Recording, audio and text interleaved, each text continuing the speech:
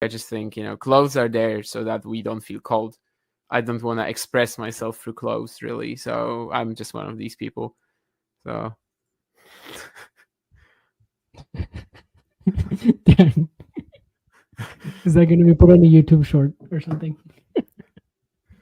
I don't know. I mean, it's an opinion I've shared with many people in the past. I don't know if they laughed at me or not, but apparently one of them. Don't know if your future girlfriend will like that. My former girlfriend did not. I can tell you that. She was kind of like. I'm not surprised. I've learned some stuff from this relationship, also related to this. That basically there are some like fundamentals of who I am. And they shouldn't be influenced by anybody else. Like, I shouldn't let anybody influence.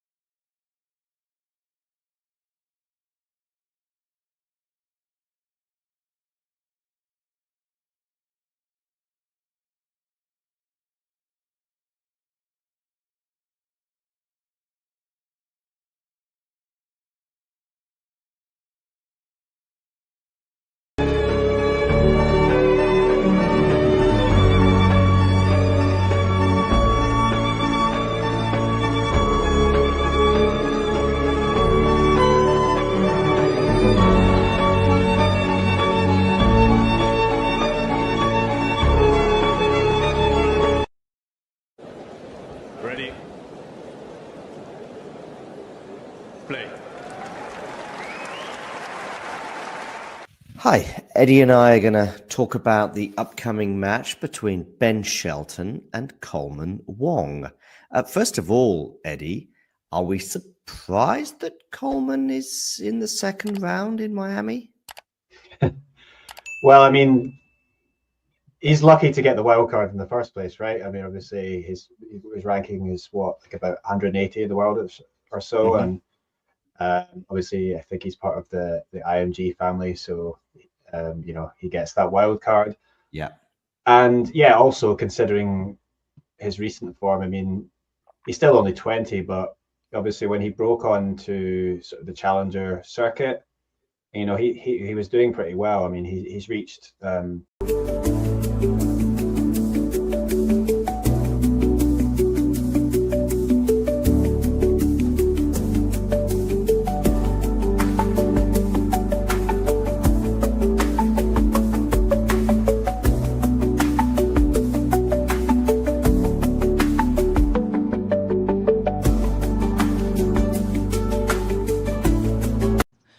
My name is Clara Towson, and I'm a friend of the show.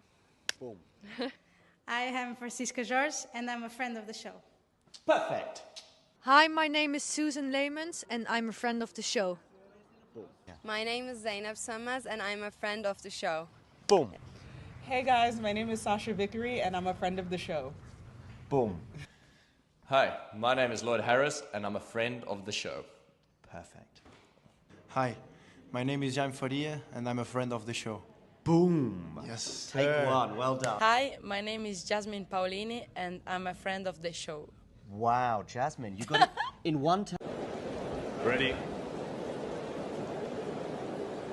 Play.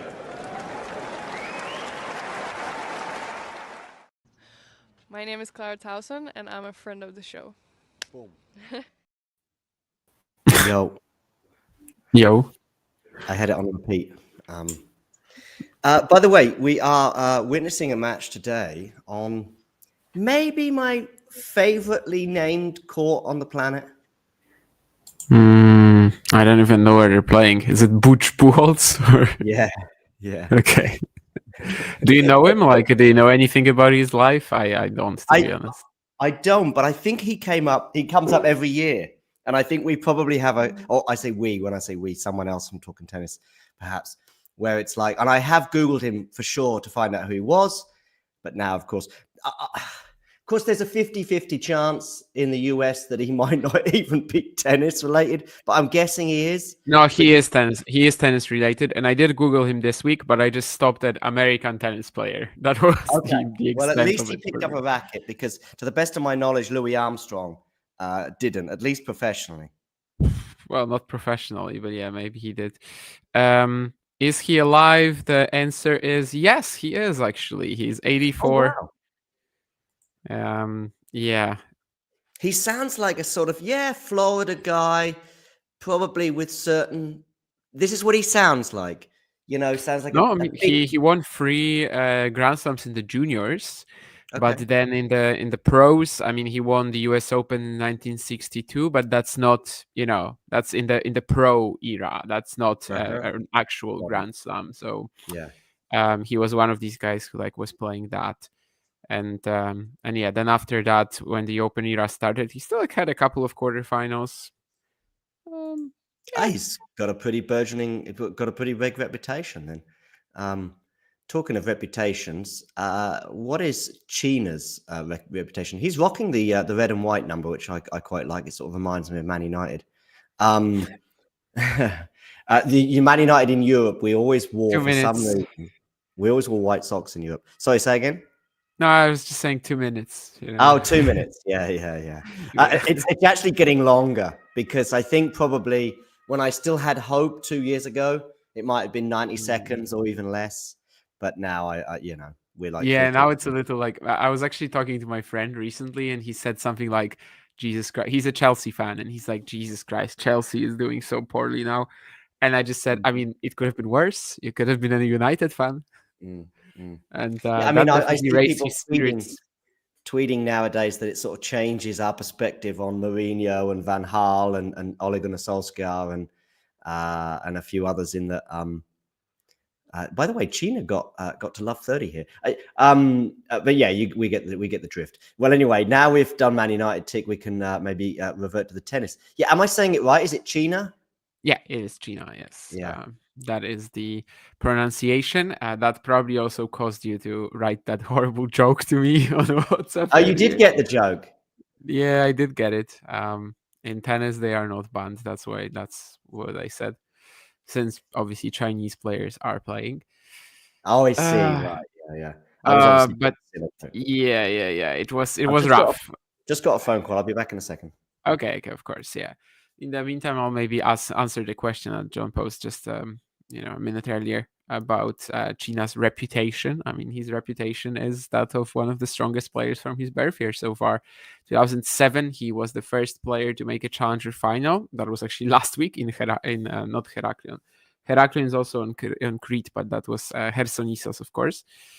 And yeah, he's been a great junior, but now I think he's really shifting to the Pro Tour very, very quickly. And so far, he's causing all sorts of issues to Grigor here, getting 2 breakpoints. First one was saved with a big serve. Of course, if this match was held in any of 2023, 24 seasons, we would just be saying, yeah, Dimitrov is too strong. Dimitrov is so consistent. Dimitrov wins a match at every event. But right now, Grigor is a bit vulnerable. He had an injury recently, and who knows? Maybe this will open some doors to Cina.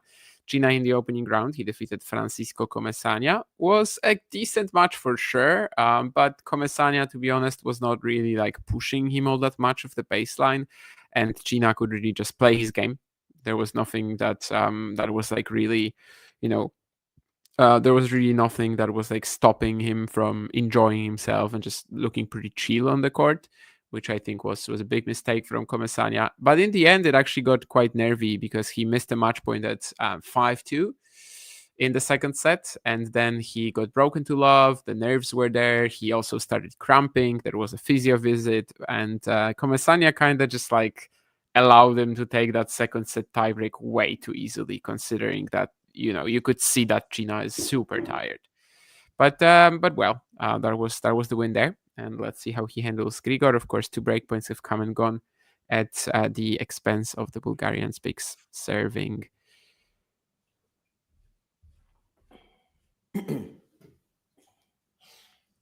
Yeah, while you were gone, I was just saying that, like, basically from 2007, we don't really, in terms of the birth year, I mean, we don't really have anyone who's making this much of an impact in the pros yet.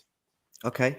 So yeah, kind of like the premier 2007 born talent at the moment.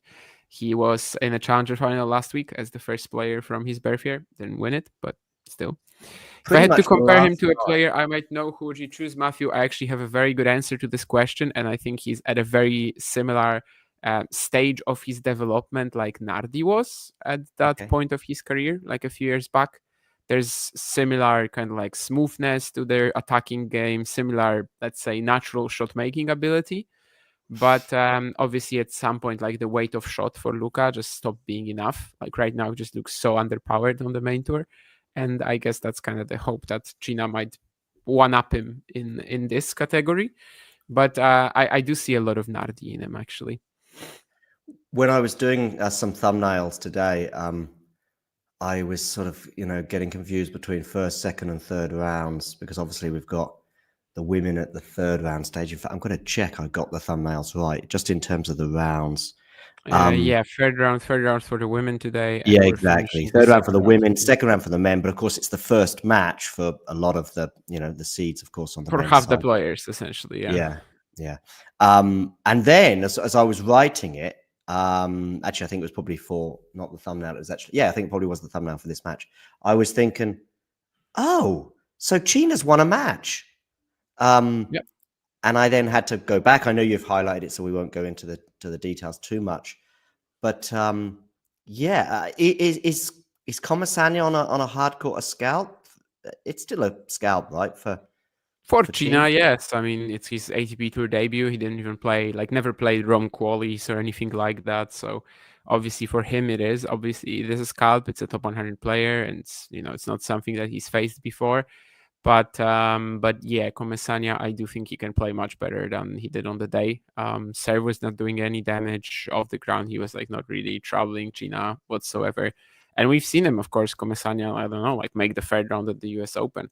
I think he's definitely one of the best Argentines on hard courts. But yeah, that match was not his brightest moment. Nonetheless, good on Cina to take advantage. And yeah, obviously today he's not also not completely out of it. By the way, I don't know if you actually checked that, Matthew, in terms of the record you mentioned against for Butch Pujols, or Errol Pujols, as he's also called, as Butch is apparently just a nickname. And yes, he did play Rod Laver, but he lost to him all 6 times. Oh, well, there you go. Anyway, he's got a court named after him, albeit at least in the ATP records. I think they might not include the pro slams and stuff like that. So at least in the records that we can easily access, it's a 6-0 head-to-head. It's the third court, I guess, in Miami. I'm not even sure if it's the second or third, but yeah. Damien, are you going to get a court named after you? Where? Somewhere. It's got to be somewhere in deepest, darkest Poland. I mean, I used to play at my. There's a court in my hometown which might as well be named after me, because there was a point where it was literally me and my dad. We were the only players there. So basically, I think we were kind of running the thing. However, at some point they just raised the price to just doubled it basically. So we now go to another city, which is a little bit further, well, a lot further away actually, but it's actually cheaper and it's just way better conditions. I do like the sound of the Scott Barkley Arena, though. What do you think about that? That sounds Scott like Barkley Arena. That sounds like a real. It sounds like a real thing, yeah. It sounds more real than Butch Buchholz Court or whatever this is. Butch Buchholz Stadium. Yeah, Matthew, it's on the ATP website because 5 of these matches are Open Era already, and before that, I think the ATP only has Grand Slam data. So there's one from a Grand Slam in 1960, and the rest is Open Era. But yeah, the records between 62 and 68, I think they might be lost. Laver also sometimes played that, sometimes played that. Obviously, it was a mess at the time. So yeah. I'd love to see an evening with Scott Barkley and Nurlan Razmanov. Is it Razmanov, his surname? Ramazanov, I think. Yeah, I think that would be an interesting evening, an hour with Scott and Nerland. Just because I just see some references to Scott is in the live chat, but also Scott said that you and me are the main men of talking tennis, and then Jake said you forgot about Nerland. Yes, unfortunately, after these 2 breakpoints in the opening game, Cina is kind of imploding in the next one with all sorts of forehand errors, and indeed, the whole game was like that. So the early break goes to Grigor in the end.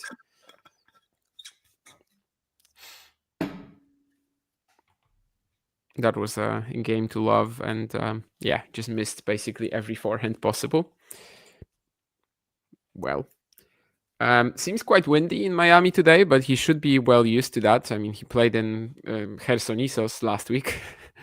And, well, some of the matches that he played there, especially the Karatsev semifinal, that was one where he just literally had to like survive in the crazy wind. So Sultanov too. Sultanov, like the flat forehand was just not working at all for the Uzbek. So I don't think wind should be that much of an issue for Cina. One of the talking tennis community, but I think you'll know who it is, so maybe people in the live chat can start guessing, is stuck right now, unable to land at Heathrow Airport. Yeah, I can imagine probably.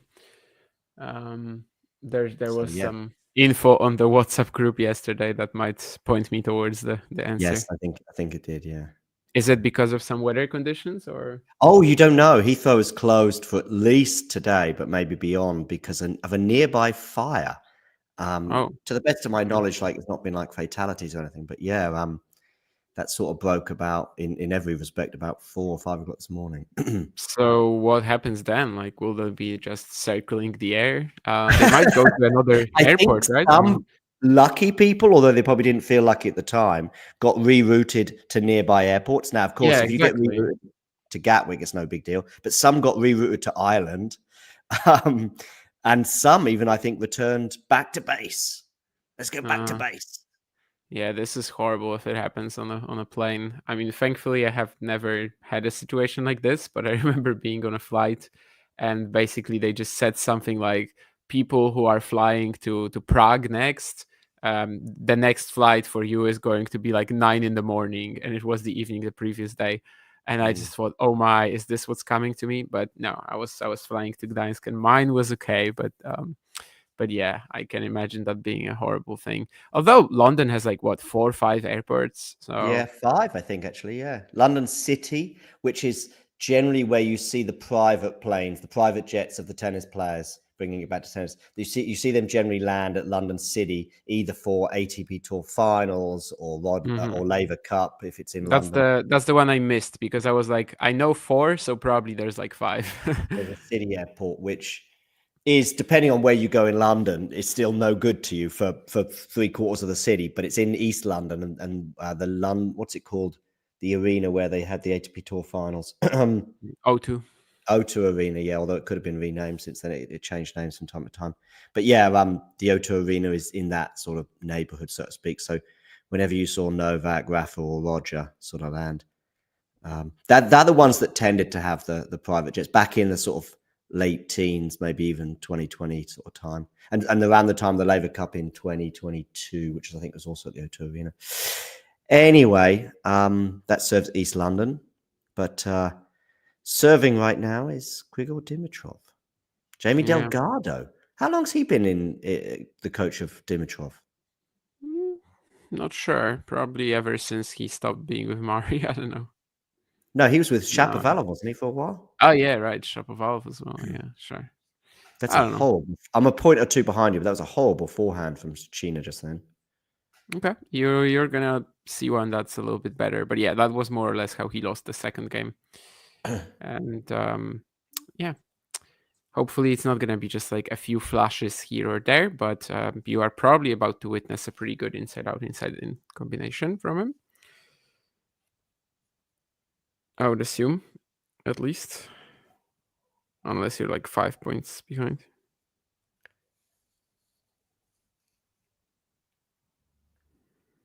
I'm at 40-15, so I'm about to see this good forehand. Yeah. A short ball. It's a good forehand, yeah. It's much better than the previous one. But it was more or less there.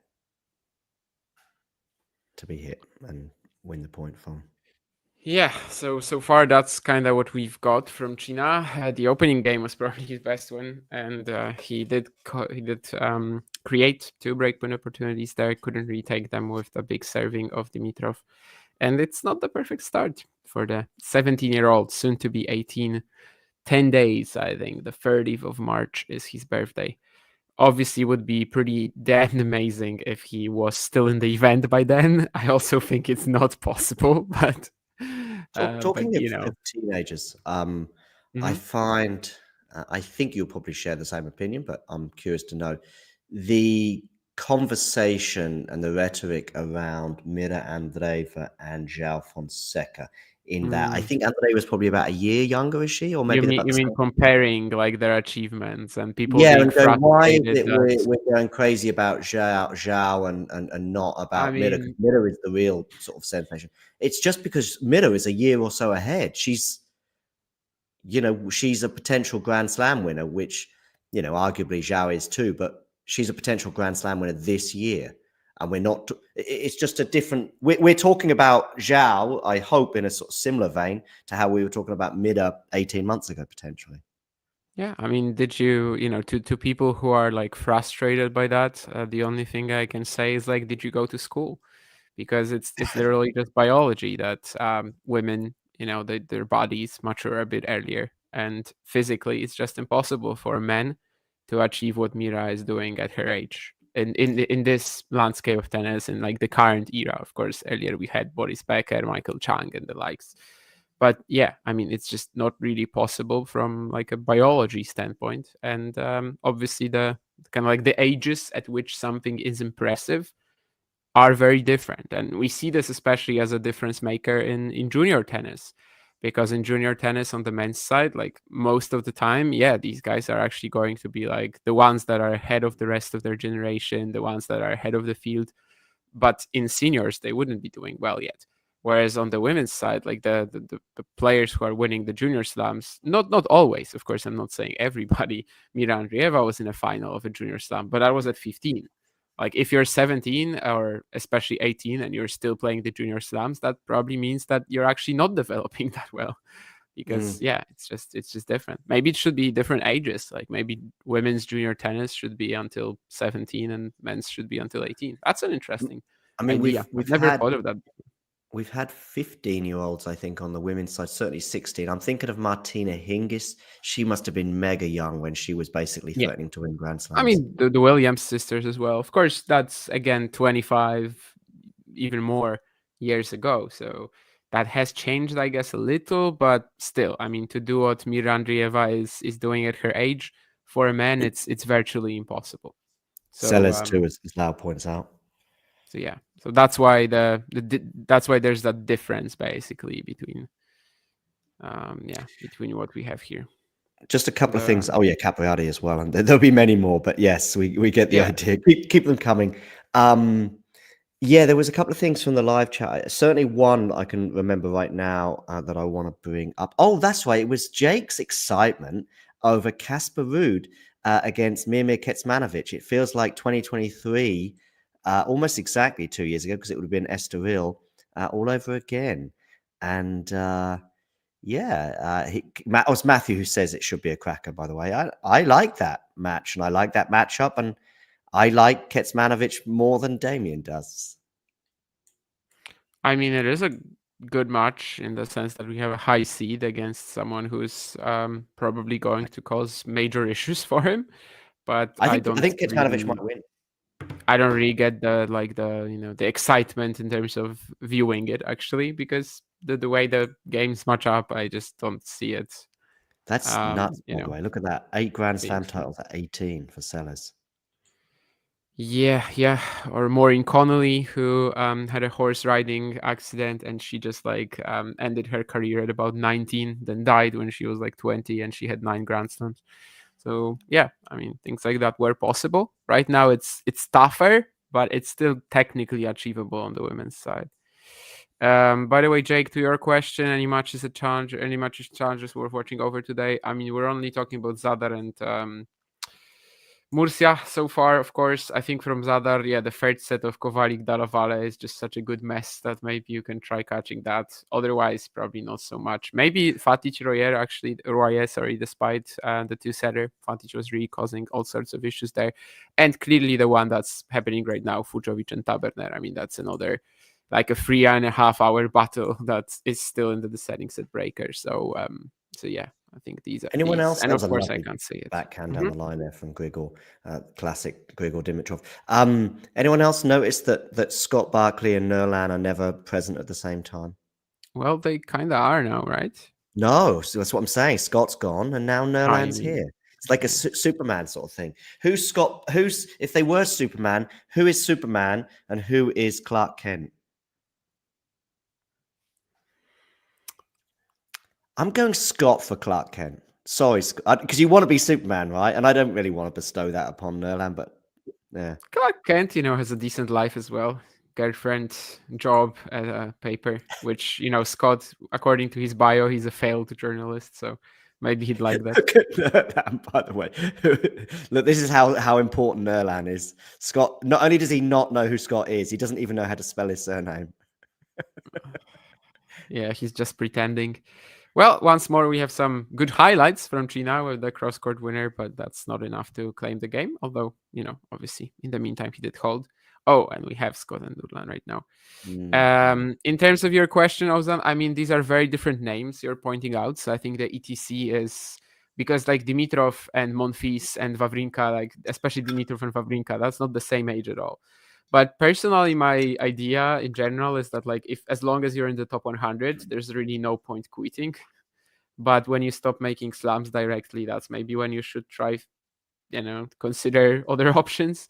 So I think Monfils, as long as he's playing in the top 100, I don't really see why he would retire. And that's kind of what all the other French players did too. Like Tsonga. Tsonga maybe is not a good example because he was injured so much. But like Gasquet and Simon, yeah, they basically start wrapping it up the moment they're not making slams anymore and stuff like that. So Wawrinka, I think, might be done this year. Well, Dimitrov obviously has a few more years left, but I also expect him to have a big fall this year, not reach the kind of heights he did in 23 and 24, right? When he was in the top 10 and made a couple of ATP 1000 finals. Is that right? I think it is, right? I just think for Monfils that he's sort of, I know it's body language and I'm no expert, but he sort of seems to be just very happy in a good way, but also maybe that competitive spirit as well to win matches, especially over 5 sets. Yeah. I was also pointing to to a quote about his daughter seeing him play. Yeah, and I think he's just enjoying the tour and winning matches. And I think in Estoril we also talked to him about Alina Svitolina, kind of like encouraging him to keep going, right? So that could also be a thing. Just keep traveling with her in this capacity for like the biggest events. Of course, not every single tournament is played for both genders, but who's winning a major? If one of these, who's the more likely, Grigor or Gael? I guess it's Grigor, isn't it? I mean, obviously it's Grigor. He's way younger. Yeah. Well, way is a stretch, but like what, 3-4 years? And that's such a big deal. If you're 22 and 26, it doesn't matter. But if you're 38, as Monfils is, and I think Grigor is like 34, 35. Yeah.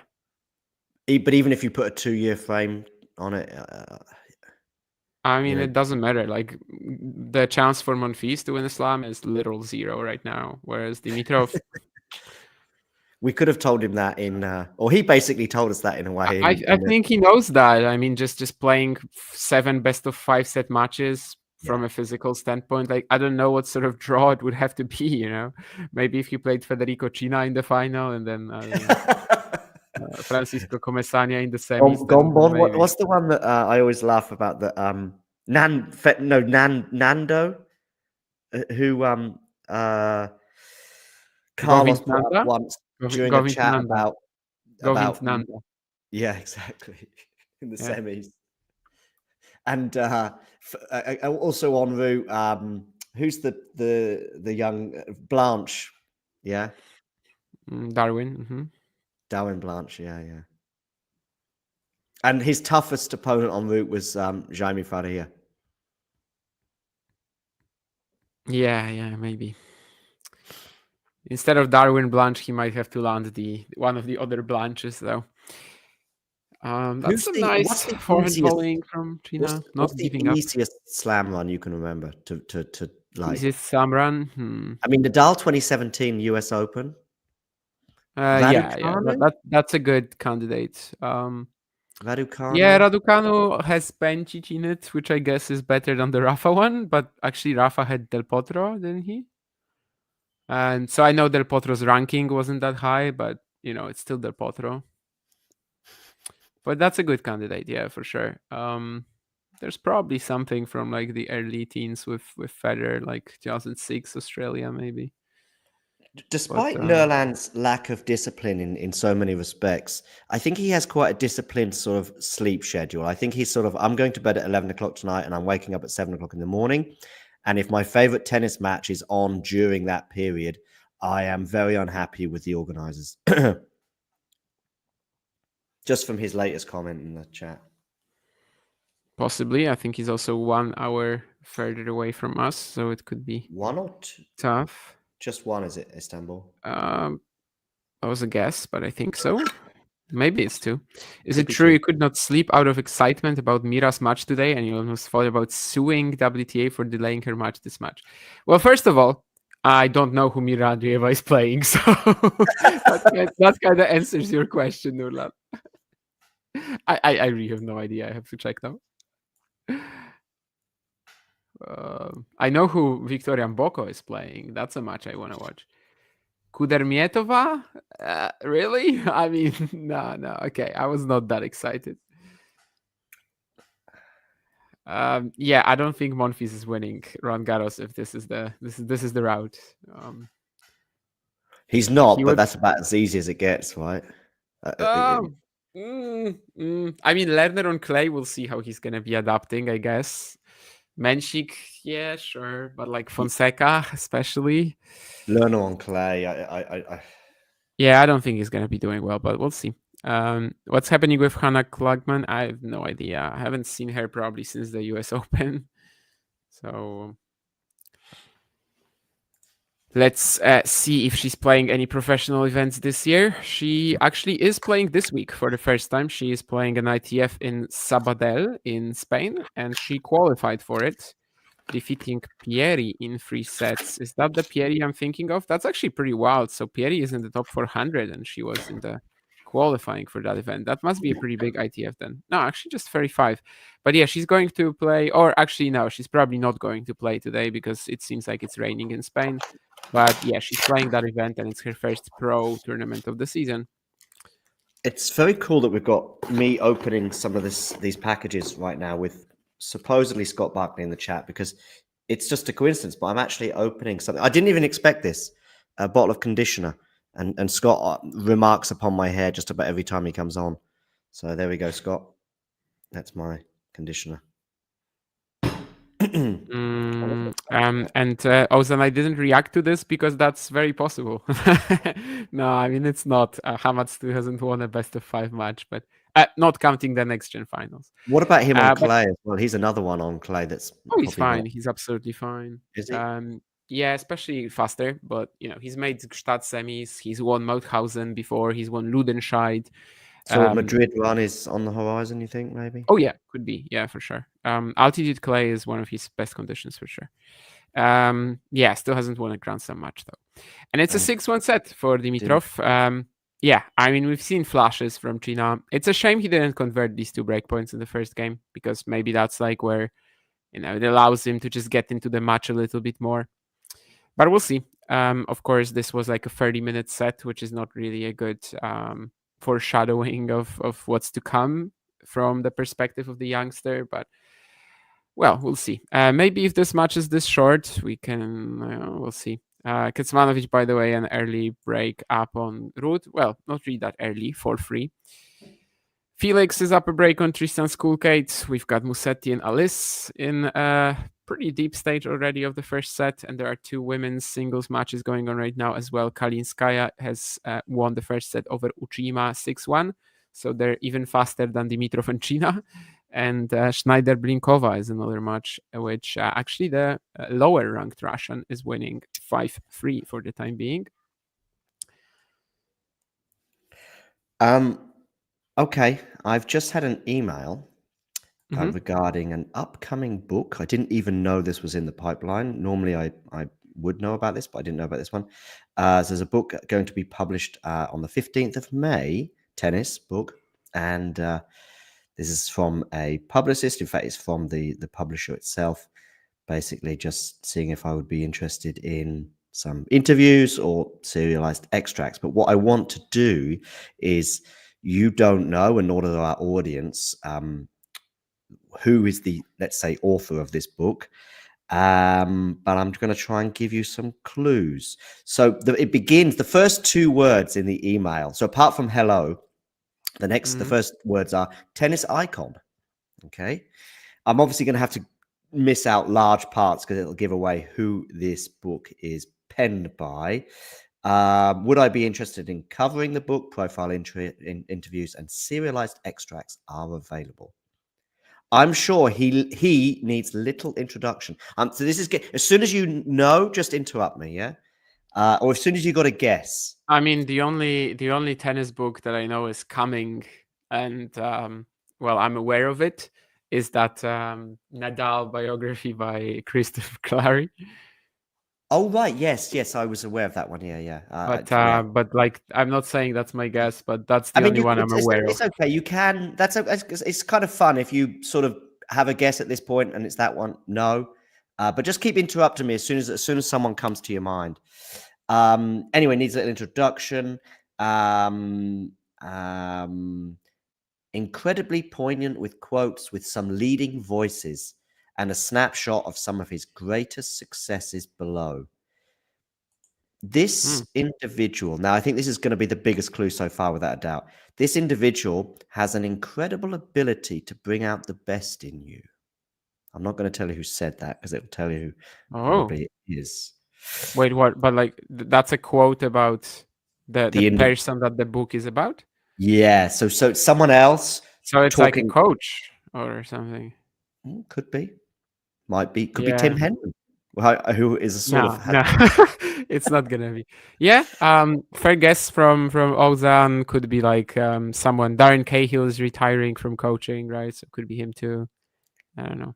I'm going to give it away in a big way now. I'm going to tell you who are some of these. I'm not going to say what they've said, but so Stefanos Tsitsipas has said the book, which is called Champion Mindset. Okay, no. Gotta be Muratoglu then. Yeah, it's Muratoglu, yeah. I mean, the moment you said Stefanos Tsitsipas, you know. Yeah, although I could have said Osaka, which I think would have been even bigger. She's the one who said he has an incredible ability. I think Steph is a bit bigger for me, but yeah, I mean, depends, I guess. Everybody's mind can wander in different ways, but for me, Steph. By the way, just I want to just tell you the Stefanos quote, and then I have a question for you. So Stefanos' quote is, "Champion mindset is a testament for anyone striving for greatness, a reminder that the right mindset and guidance, even the impossible, can be achieved by those who dare to dream." He's not read this book. Stefanos Tsitsipas, because the way he's beginning it, like he's talking about the book. It's a testament for anyone striving for greatness. That obviously has to come from someone who's read the book, right? I mean, they obviously just asked him to write something because he's friends with Patrick. That's and even then, he still got someone else to write it. Maybe Paolo wrote it.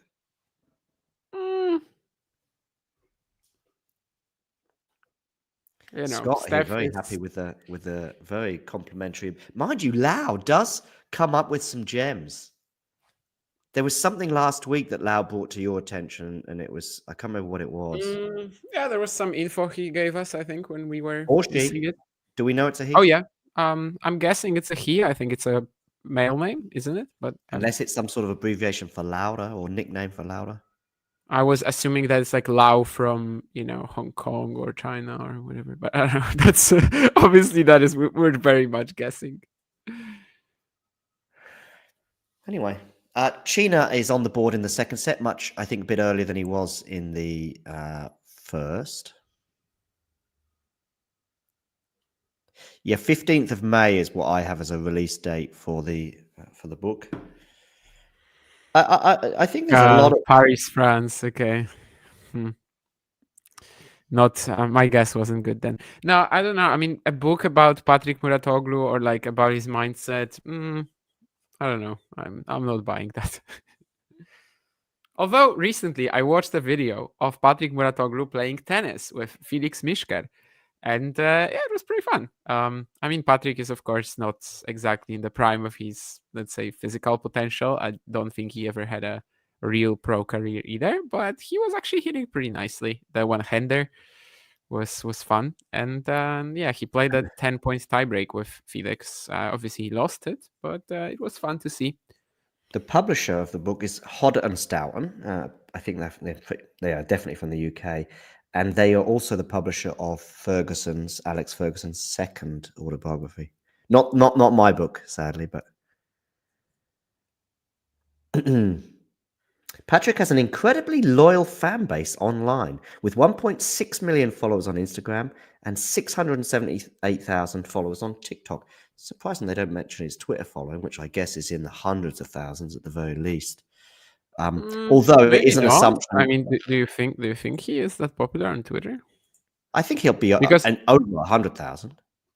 Maybe, because when we're talking about like the biggest tennis accounts, we usually mention Ben and Jose, right? And we never really from a journalist point of view. But you'll have someone like is Patrick's bigger? I don't know. There's a few like tennis stars. I just never checked. I'm gonna look at it. Oh no, he's not that. No, 76K. So yeah, that's what I thought, because I think we would have been mentioning him. I think we would have been mentioning him alongside Ben and Jose if he had like 200,000. I know that we're not mentioning tennis players, obviously, but yeah, I think in this very case, like we would have been including him. Anyway, Cina got the first game in the second set. Hopefully, a sign of a closer match to come. Yeah, he does do a lot of videos on Instagram. Yeah, I've seen them. Clearly on TikTok as well, since he has so many subscribers, but I wouldn't know that. I mean, it's a similar style of content, I think. Give him a break? What do you mean between Mischker and Muratoglu? I mean, I didn't say anything like he should be beating Felix. I'm just saying Patrick was never like a pro tennis player to to the extent that I guess even Felix is. But yeah, no, I I'm just saying it was pretty fun to see it. I interpreted it. Yeah, exactly. Yeah, I didn't say anything negative about Patrick there. I did actually kind of like felt a new wave of sympathy when watching that video, so it was definitely complimentary.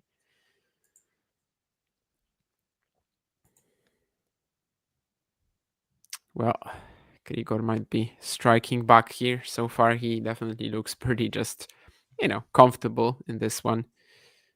Sometimes when you play a teen, someone who from your perspective is a kid, it basically can like start playing tricks with you, but so far it doesn't seem like that's the case for Grigor, and he will have a breakpoint here after a beautiful inside-out winner. Did you already talk about strengths and weaknesses for Cina? Not really. I mean, I'm not really sure what sort of weaknesses he has for the time being. Like, he's definitely very naturally skilled. The shot making ability is great.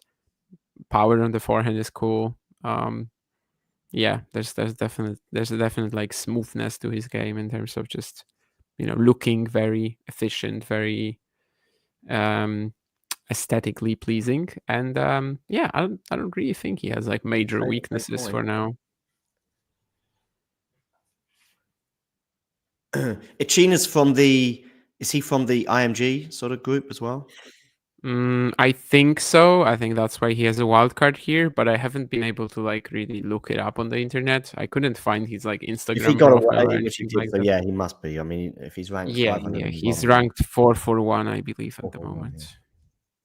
That's after the Chersonisos final points came in, so he was outside the top 500, I think, before then. Let's see how this game plays out, and then there's a question which has been directed to me, but I think it'll be interesting to hear your point as well when this game finishes from Ozan. Yeah, Grigor, of course, using the slice-a-ton. for some good trickery, but I think Cina is probably out of the woods in this breakpoint again. Yeah, very long rally, has to hit through a few difficult shots, skiing pretty low on these Miami courts. Again, as I said earlier, it's also pretty windy today, but that should not be that much of an issue for Cina coming from Crete. A very quick point I can make is that I'm sure several people are tuning in right now who have an Instagram account and are not following us on Instagram, but please do at Talking Tennis TT. We do put some content on, in fact, lots of content on Instagram that isn't on YouTube or on Twitter. So, and I know we've actually we got one of these sort of lame press passes, Damien, for Miami. That's where that's what Brenner has, one of these sort of grounds passes, basically, that don't really do much other than give you a grounds pass. And so he's providing us some content from Miami. They said that apparently it's because we're not like a media outlet or something, but I don't know. I see other organizations that are basically identical to us that are providing the same kind of content. Maybe I could understand that if there wasn't also a website, I guess. I was thinking of going to Naples next week, and then I just kind of like wrote one email and decided to give up on the idea. But then yesterday they texted me that my accreditation is confirmed, even though I only literally said, "Can you direct me to somebody who's responsible for it?" in my email. And I had to say sorry. I mean, my plans have changed. But honestly, even if my plans haven't actually changed, responding 3 days before the event, when I have to fly over to Naples. I know, just no consideration. And it's so Absolutely silly. Not, yeah. I mean, of course, if I was very like determined, I would have followed up with another email, and I probably could have organized it a bit earlier. But yeah, I wasn't sure if to go in the first place, and that's why I'm not going. But yeah, even if they just replied 3 days before the event. Also, just I do want to be very quick on this because there's something else I want to talk about that Ozan brought up. But yeah, there's also lots of media that attend. In fact, I know a media outlet that have press passes, 1 or 2 anyway, for the French Open every year, and they do nothing, absolutely nothing. They're just the owner of the magazine just goes on a freebie basically and enjoys 2 weeks of watching tennis without providing any content whatsoever. Anyway, hi Gene, great to have you on board. There is Cina's obviously held, so therefore we can address the Ozan question here. Do I think that the ATP should definitely scrap the Masters 1000 idea in South America, being that Miami crowd is already super pro South Americans, I think in particular Brazilians, as we saw yesterday.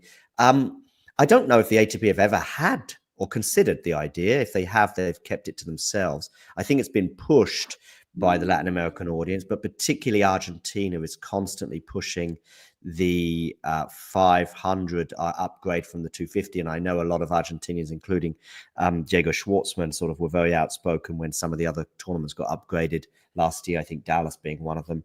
That was when it got upgraded. Obviously, it happened this year. And he was very outspoken about it. I just think it's not quite a red herring, but I just think there's the bigger thing is just make sure we have tennis going on there, and maybe let's have a WTA, 500 alongside Rio, for example, or have a WTA 250 either the week before or alongside the one in Buenos Aires, because there's no tournament at 125 above 125 in South America, which is nuts for me. And at least keep it keep it as it is. Obviously, the clay court scenario, perhaps move it in terms of the schedule. It's just. There's so many 1000s, in my opinion, on the tour at the moment. I think we've got 19 across the 2 tours. I would rather see there be 1 or 2 less somehow. And I don't really think the Miami influence makes it any different. Like if there was a desire to have a 1000 in South America, I don't think it makes up for it just because there's a few thousand Brazilians living in Miami, because I still think it's not fair on Latin American continent. I don't know if you've got any thoughts on it, David. My favorite idea for a potential revamp with an ATP 1000 in South America is to have it right after Miami in Monte Carlo. Instead of Monte Carlo, we start the clay season in South America. The players are flying from the States there and then back to Europe.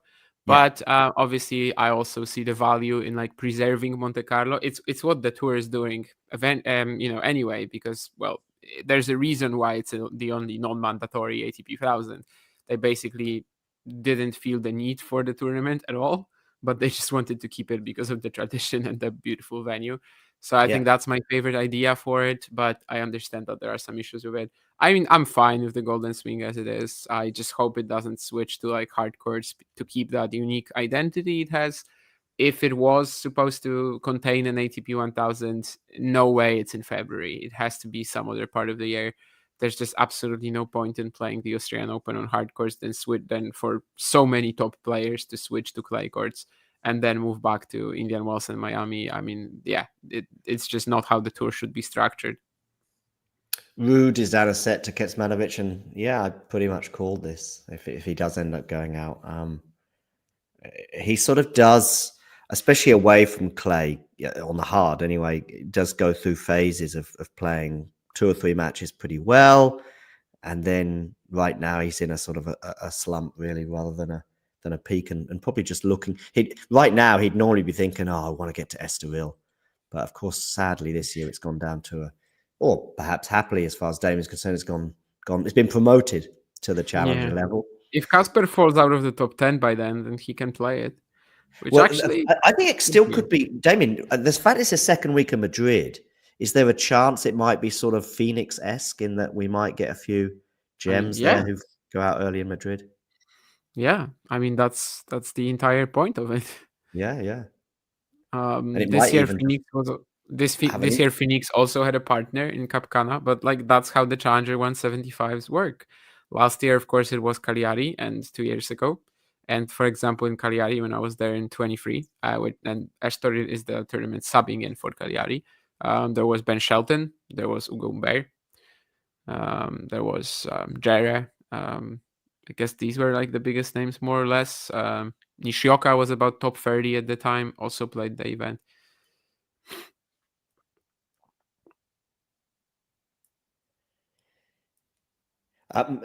Scott asked me to spill the tea. I think I sort of more or less, I don't think I hid anything anyway regarding the sort of frustrations that sometimes I have with the tours, some of which, of course, I did see kind of quite similarly highlighted, albeit from a different perspective in the action from this week from the PTPA. But I do want to do something on that sometime, but I just need to get the right guest for it, let's say.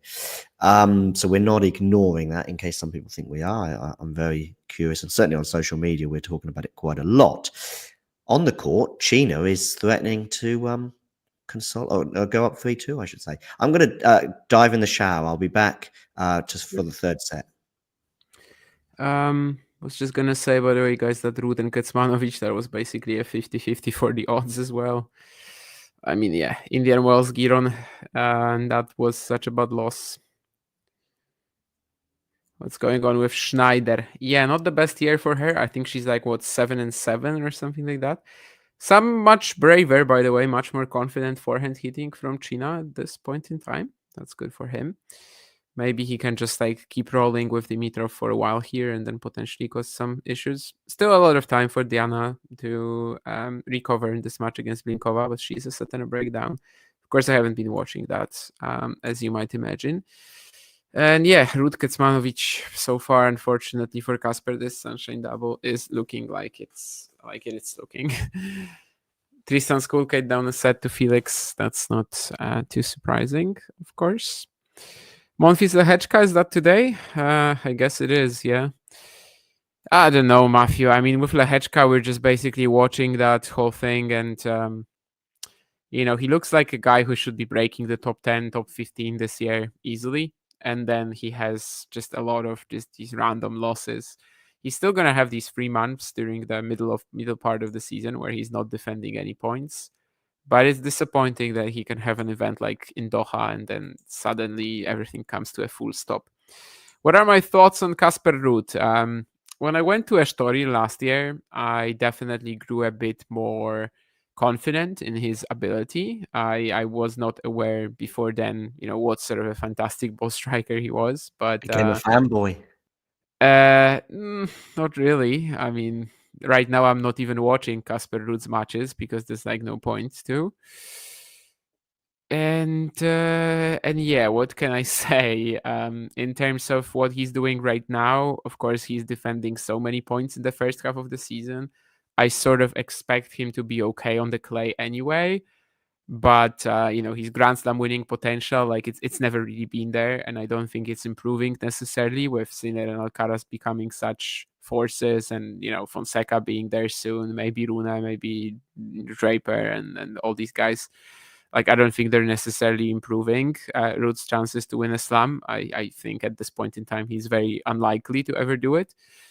But I think he can definitely play better than during the Sunshine Double, right? To lose a match like against Giron in Indian Wells, it's not really acceptable for him, I think, because these conditions are essentially clay on hard court, so should be doing fantastic there.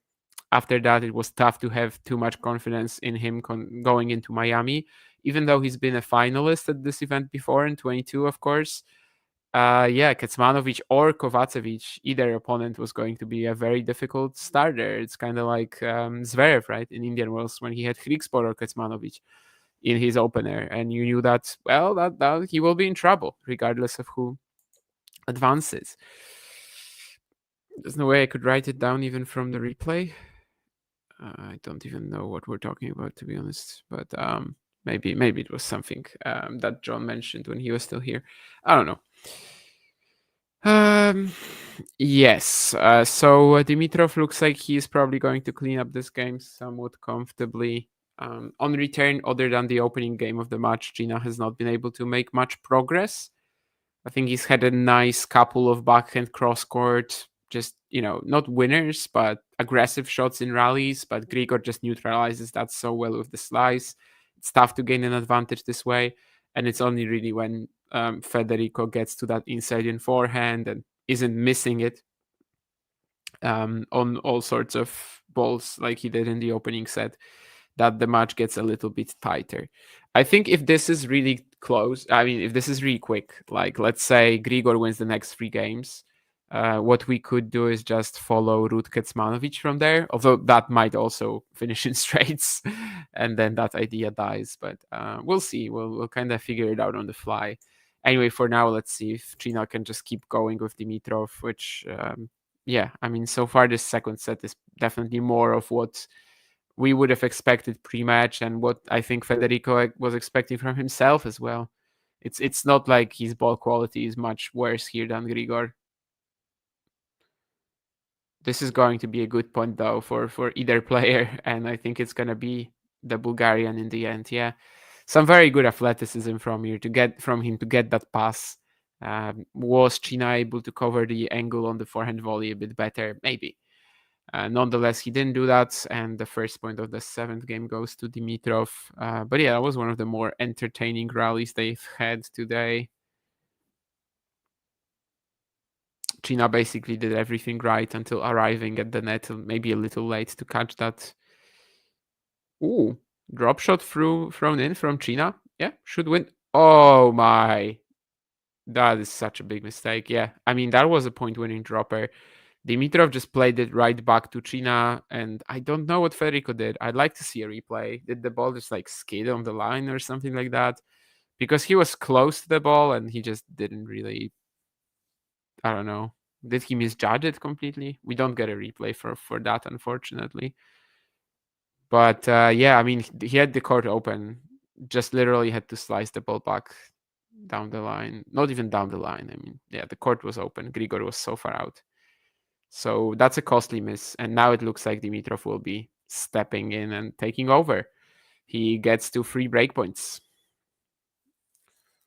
Very deep into the Cina forehand corner. He gets a short ball and he punishes it. So 3 breakpoints for Grigor, who is looking pretty comfortable today. Of course, Dimitrov had a number of physical problems since the start of the season. The retirement in the Brisbane final, the retirement in Australia. Then I think there was also another retirement somewhere recently. Doesn't seem like much is bothering him today, both tennis-wise and physically. Let's see. This is a better combination from Cina. Just forces Grigor to slice and uses that to his advantage, picking off that forehand volley. Yeah, that second point of this game is still one that I can't shake off, and Cina, I'd imagine he's thinking about that too.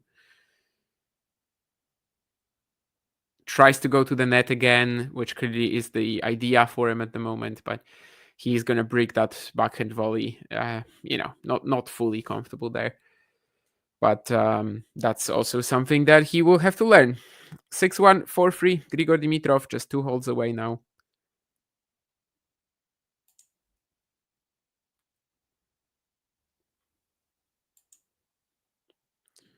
Miami appears to be a lot cooler today, Matthew says. That probably is also related to the wind, right? Seems like that might be impacting the conditions in that way too.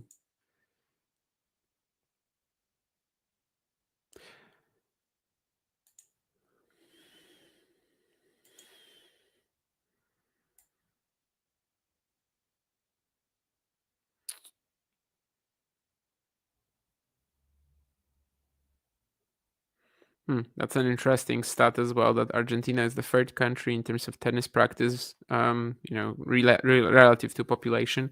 They're Great Britain and Canada.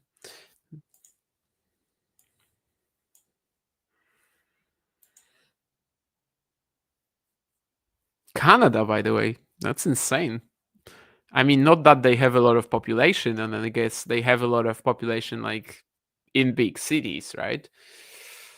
Or in cities in general, since basically all the like northern territories and stuff like that, like there's basically no one there. But that's an interesting one, that Canada is so high there. Maybe that's just because they have a lot of like, the urbanization is high. I'm not actually sure what their rate is, but I imagine it could be pretty high, right?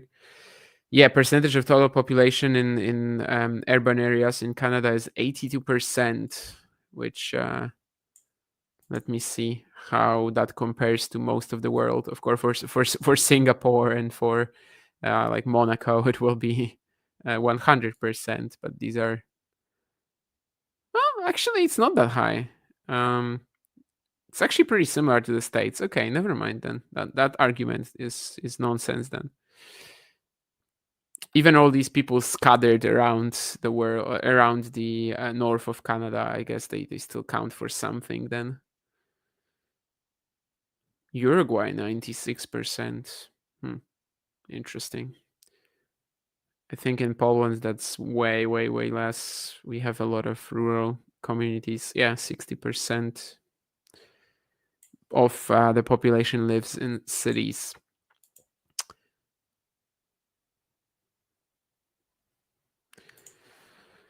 Yeah, that's an interesting stat for sure then, that Canada is so high. I think Canada is more surprising to me than Argentina. Well, Dimitrov obviously 2 holes away. He is still looking pretty comfortable here. Freddie Love, 58 minutes only on the clock. I think before John went to take a shower, he said that he was going to be back for the third set, which I think he just kind of said without thinking, because, well, even at that point, it didn't look that likely that a third set was coming. Sure, Lau. I mean, definitely. But Canada is such like a, it is a nation of immigrants for sure. I think even if the British influences are the biggest, you still would think that like so many people from different parts of the world are living there now, that it would kind of spread out in terms of the sports. But yeah, I mean, it is definitely one of the reasons, I think. What is the majority type of tennis court in Poland? Clay or indoors, or which? Yeah, I mean, you kind of said it yourself. Indoors, it's mostly hard courts, and clay outdoors. We generally tend to play on clay in the summer and then indoor hard in the winter. Like that's really the story there. I think because obviously the weather isn't amazing here, like let's say half the year, we do tend to play indoors a lot more than you're going to see on like the Pro Tour. There's a lot of Polish clay events in the professional circuit, and there's not that much in terms of indoor tennis. But in terms of what we are playing on, definitely indoors is also super popular, but that's more for like the dedicated folks, right? So like if you really are willing to pay the price for the hitting, for the lights, and obviously it's going to be way more expensive. So I think most amateur players, they just tend to play way more frequently in the summer, myself included. I don't like clay, but it's the surface I play the most on, just for convenience reasons. I'd say most courts would be clay, but yeah, indoor venues, they tend to be indoor hard, so it's tough for me. I don't know if there's any data on it. Outdoor hard courts, they are, definitely we have some of that, but not that much. Even a couple of pretty big grass venues in Poland, interestingly. I still haven't used any of them, though. One isn't even that far away from my hometown, though, so hopefully one day. Of course, I'm talking about like real grass, artificial grass. I've played them. Anyway, Dimitrov is just 3 points away from winning the match. Let's see if Cina can extend this.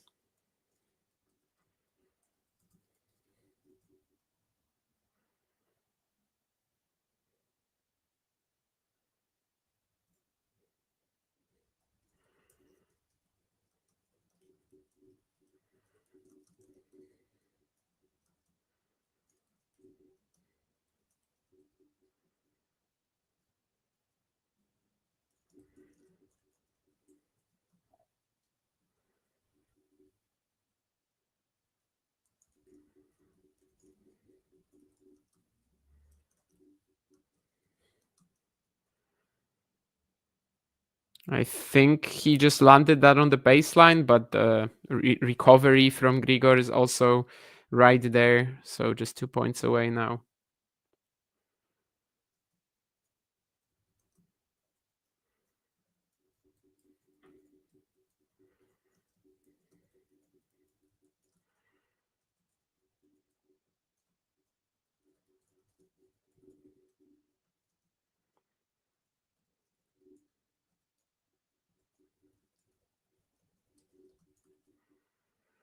Now Federico is approaching the net. It's a pretty good drive, and Dimitrov kind of lets him back into it.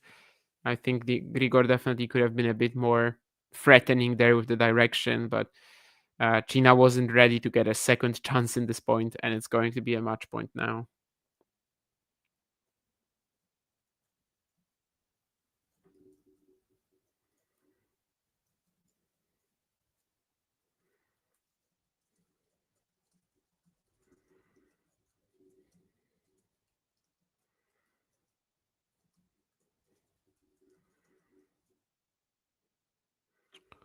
Well, an unreturned serve gives him the next point. Of course, if you're Cina at this point, I mean, 5-3 is not exactly an advantage you cannot come back from, but the focus has to be on just trying to extend it and seeing what happens. Okay, that was a let, I guess. I mean, I was confused when I saw Cina smashing that forehand.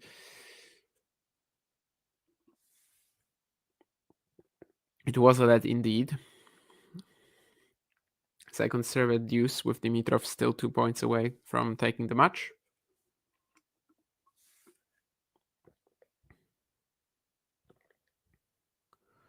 And once more, Cina goes to the net, and this time plays a very good volley, despite the ball kind of dangerously going towards his stomach. Had to get out of the way, had to come up with a slightly unusual racket trajectory, racket path, swing path. But, and yeah, this was probably his best volley of the match. Just get the game, and then we'll see, right?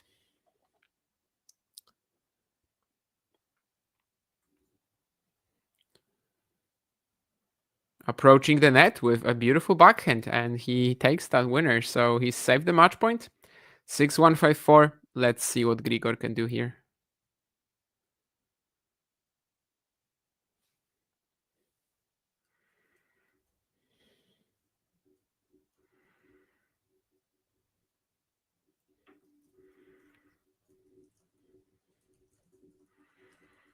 Yeah, he's starting to rely a lot more heavily on net play with mixed success, but it's an idea.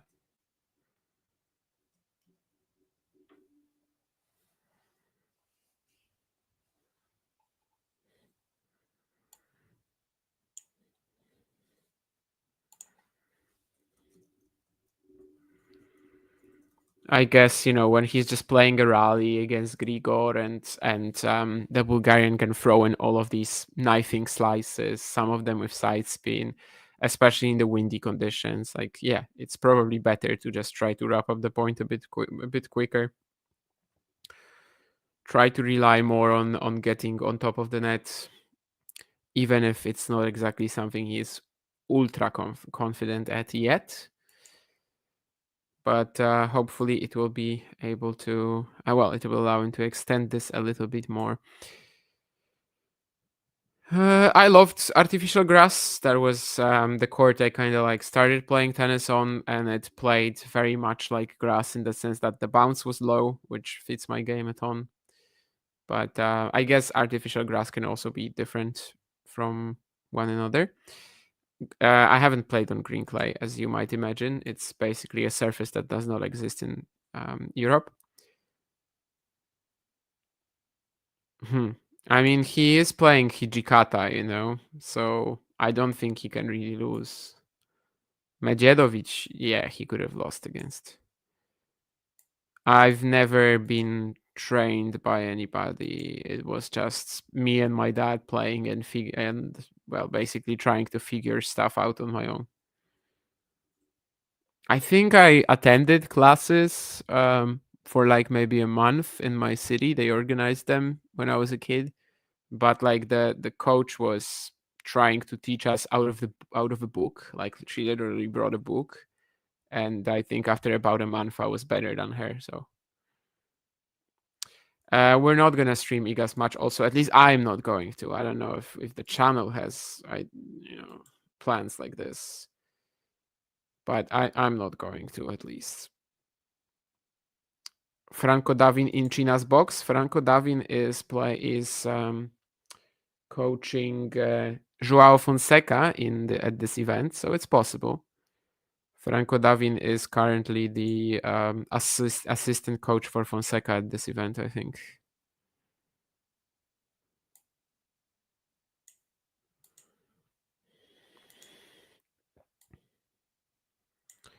And yeah, the producer, or actually in this case, not the producer, I guess, but John said that no more streams today. The only thing I learned in lessons was how to use the proper grip and serve. Yeah, I don't think I've learned anything, to be honest. But at least it was some practice. Obviously, yeah, the teacher was not great. Well, we've got Grigor Dimitrov approaching the net here, putting the shot away. Let's see, too much points. He had one in the previous game already.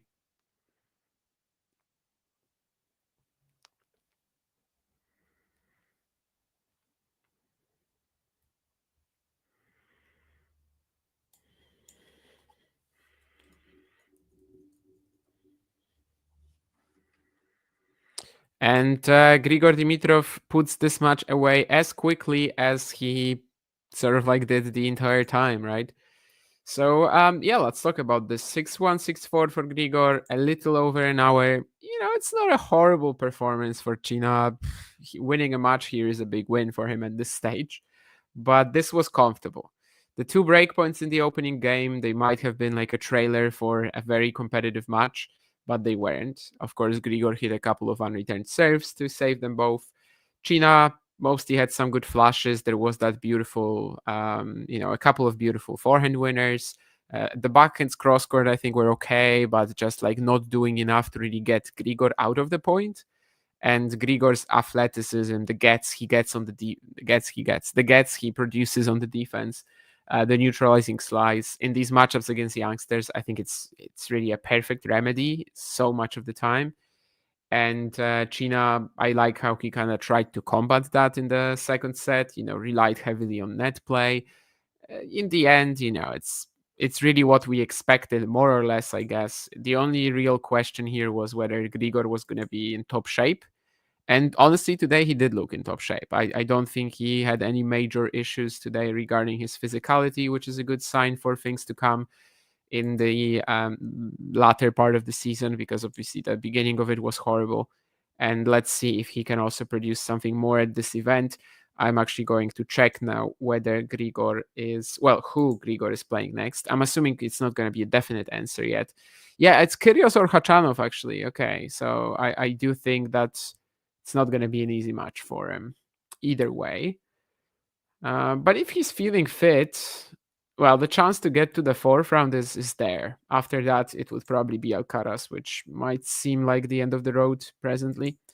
I think what I'm going to do now is just switch to Kecmanovic Ruud for at least a moment. They are at 4-all in the second set, so I think we might watch the second set of that at least, since this match was so quick.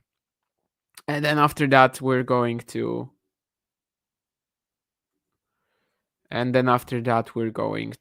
decide what's to come next.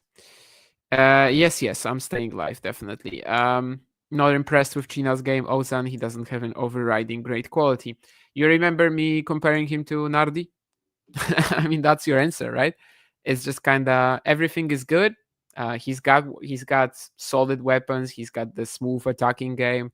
Now it's about whether the weight of shot ever like reaches the big guns. And we'll see. I mean, that part of the development for Nardi obviously went wrong at some point, but we'll see. I mean, it's not like very easy for now to compare Cina to guys like this. I think, of course, he's way behind in his progress. I mean, he's not quite where, if you saw Hamad Medjedovic play at almost 18, you also wouldn't think much of him. So. Cool. I am back just in time for the third set. I'm really excited by this, and I think Cina may well go on and win the match from here. Yeah, sure. Yeah, we don't have any match set for Sunday, do we? There's no matches that have completed today that then have set us up for a possible preview for Sunday, right? So we don't know who Dimitrov. No. Dimitrov and Kalinskaya are the only winners so far. Okay. Dimitrov, in fact, he will play Kyrgios or Khachanov, so they haven't started yet. Okay. We've got Swiatek and Garcia also on the court. I just moved to Ruud Kecmanovic. I mean, I want to kind of like see the second set and maybe after that decide what to do. What? Yeah, let's switch the score. Oh, I think he found it. Yeah. Matthew had the prediction in the chat that after missing a break point in the previous game, Kecmanovic was going to probably lose serve here. I'm just watching him hit a backhand winner that completely stunned Kasper. And it did land on the, directly on the baseline pretty much. So 30-15 for Mr. Miomir. Yeah, let's stay live. Garcia has just forgotten how to play. I mean, it's simple as that. Is that Nerland's opinion, or is he questioning you? I didn't say anything about that, really. Okay. He's even suggested it might be Garcia these days. They had an Indian Wells match, and she won 2 games. The conditions here are a bit better, but for her, obviously. Oh, I thought you meant you and Garcia played each other at Indian Wells. I said they. Ozan, I need to know who this person is. I'm assuming he's an extremely good-looking person. Let's see. I know the band, but I don't remember how the singer looks. Yeah. I've had worse. Can you show it on the yeah, screen? of course. That's exactly what I'm going to do. So, yeah. He looks like Ozzy Osbourne. Ozzy Osbourne 30, 40 years ago, not... Yeah, I mean, Ozzy Osbourne from the 70s. But, yeah, that's... But he looks like Ozzy Osbourne from the 70s. Yeah. Garcia did a semester at Harvard. Okay. I didn't know that. Well, Kecmanovic is going to have to save a breakpoint here. I see that Kasper is 0 for 3 on these opportunities today. 2 out of 5 for Miomir. There was a point as well, which was pretty funny because Kasper was like moonballing to save his life, and he actually won it. Oh! And he breaks with an insane backhand down the line. That might be one of the best backhands down the line that Kasper Ruud has hit in his entire life. Of course, I'm exaggerating, but it's not really a part of his game that is usually in the forefront. Yeah. Oh, we've got quite a gathering on Instagram. I'm just having a look. So yeah, moon bowling and smashing his backhand down the line. That's how Casper Ruud is breaking here. Matthew has that prediction spot on. The moon ball is sort of, I can see that happening from time to time with Casper, but the backhand winner down the line. I mean, moon bowling is definitely happening on clay. On a court like this, somewhat unusual. But yeah, he did win it, and now that backhand down the line, out of position, that was pretty insane. So I he think will serve for the second set. The only chance is if I come home early and decide to switch on the tennis and feel as though I have the desire to do a stream spontaneously. So yeah, when you're saying that doesn't sound realistic. Yeah, actually, I think it's and I'm putting an honest perspective. I think it's 50-50. I'll come home probably like say 8, 9, 10 o'clock. There is also the chance that I'll come home at that time and don't want to do a stream. So then it goes that was my main. Okay. Idea. So yeah, like even if you come home, you're probably gonna be like, Yeah, take away and chill. But therefore, I would say the chances of there being a spontaneous stream are about 25%, maybe even 20. Nurlan, I know who he doesn't like, but now I'm finally getting to find out who he does like, apart from volley nets, who he's barely mentioned actually in recent months, but I guess she's not really been on the tennis radar. Do you remember when he was a Buskova fan as well? No, Pliskova? No, Buskova. Oh, Buskova? Yeah. Not really. Maybe she was playing Iga that day. No, that was like when she made like a quarterfinal at the WTA 1000 or something like that. And for the next 5 events, Nurlan was like, "How about Buskova for a dark horse contender or something like that?" And every single time I had to say, "Yeah, she's not that good." Kyrgios on Butch Buchholz next. That feels like it fits. Yeah, Cina, paved the way so that Kyrgios. Yeah. I know what Keen will be watching then. Oh, Keen is a Kyrgios fan, right? Oh, yeah. Yeah. I remember saying last year on the stream to him that it's ridiculous to be a Kyrgios fan and not like Shapovalov. Because you think that both have sort of wild styles of play, or?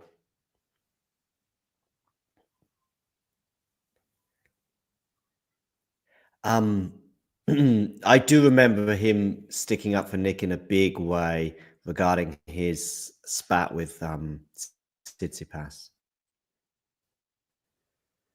Wimbledon 2022. So Ruud, level things up. I think that that Estoril final he had 2 years ago, I think, was it a really tight first set, but then Ruud crushes him in the second.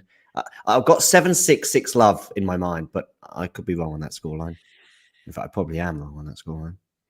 You might be right. I think it could have been like a 7-6, 6-1 or something like that. Or maybe 7-5, 6-1. Something like this, I think, yeah. Oh, actually, no. 6-2, 7-6. Oh, the other way around. Okay. The other way around. For some reason, I thought it was a tie break followed by a crushing second set, but it was actually pretty much the other way around. Anyway, I missed the final. I watched on TV, but I missed it because I came home Sunday morning. Which, by the way, the more I do the tournaments, the earlier you get there, the better, and the earlier you leave kind of doesn't hurt you so much.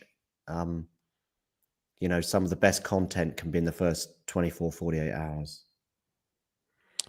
And Casper Ruud takes the second set. So now I am kind of like faced with this decision, I suppose. And that decision might be to watch this third set. Let me see what I have 15 minutes.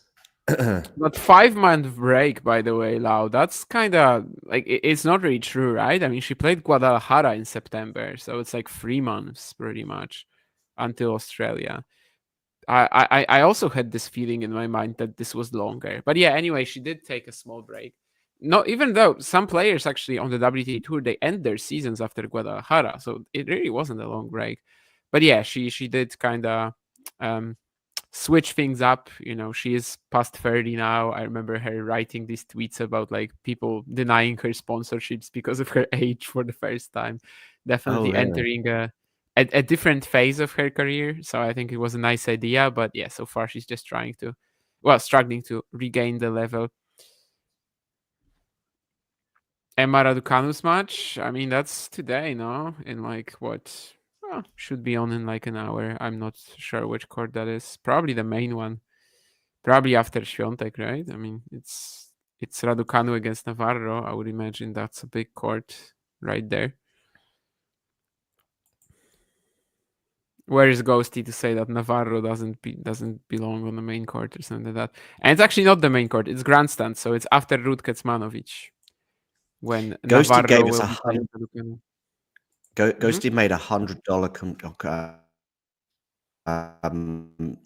contribution about, I'm going to say 3 weeks ago. I know Nick was on stream at the time, and with me, it was me and Nick. Maybe we were doing WTA Weekly, and but it was also like wow, you never know with Ghosty, but I got the impression it was $100 and see you later at some point in the future, which he does have sort of 2 or 3 spells. It might be. He was not unhappy with us. It was $100. I mean, he doesn't give us $100 if he's unhappy. But I was just gonna say, I'm struggling to imagine the situation when he's like screaming at you that you're idiots, which also happened before, and then he just donates $100. Like, you're idiots. Here's $100. Get a book on guess, just because of previous behavior, is it's sort of I'll be back in a couple of months, but who knows? Possibly. Kecmanovic starting the third set. I've got School Cake Felix on my screen. Okay. Is that getting any interesting or? It's not really. Felix is up. It's about to serve for the match. Okay. School Cake. I will be delighted to learn that Alice is now 5-all in the second set against Musetti, so maybe he can avoid that decider. How old is School Cake? I don't know, 23. Wow, he looks a lot older. Guess. That's a wild guess from me, to be honest. I'm not sure, but should be more or less like that. I mean, yeah, actually 24, but that's because he already had his birthday last month. So I guess I was more or less right. I mean, looks like a sort of maths teacher. Sorry, Tristan. Well, we know that he's not watching because he's playing, so I think you're safe this time. You don't think he watches our streams back? He's been on the channel. Probably not. Yeah. At least once in Surbiton last year, maybe more. He had an interview with Jerome and Kira as well. I remember. Kira as well at the Boodles event just before Wimbledon. No, but I'm thinking about that podcast they were Oh, starting. on their podcast, yeah. I don't think I don't know if it still exists, but the Twitter account does. But I think Jerome certainly got a job in tennis, which I think restricted his. I don't know to what extent his job is in tennis, as in like I would imagine he's not full time because I think he's still studying. Yeah, I don't think it's full time, but I do think he's like contributing to the website and stuff like that. Maybe ATP. ATP, yeah. He's sometimes mentioned in some emails. I'm also getting as like a carbon copy or whatever. But yeah, Felix is about to serve for the match against 24-year-old Tristan Schoolkate.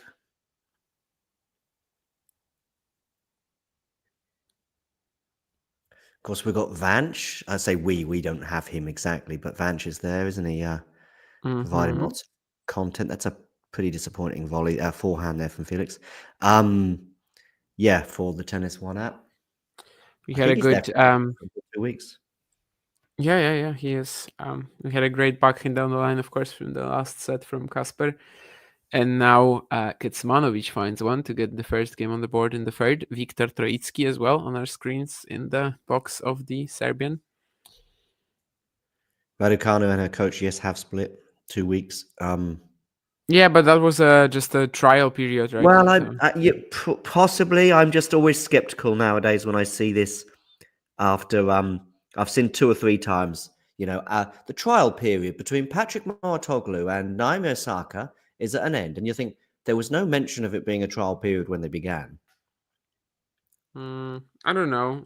That's what I read in like a British article. Oh no, I've seen it written that way, and I've seen it presented that Mhm. way, and it might be, but I would love to see how it was 2 weeks ago when he was presented as the new coach.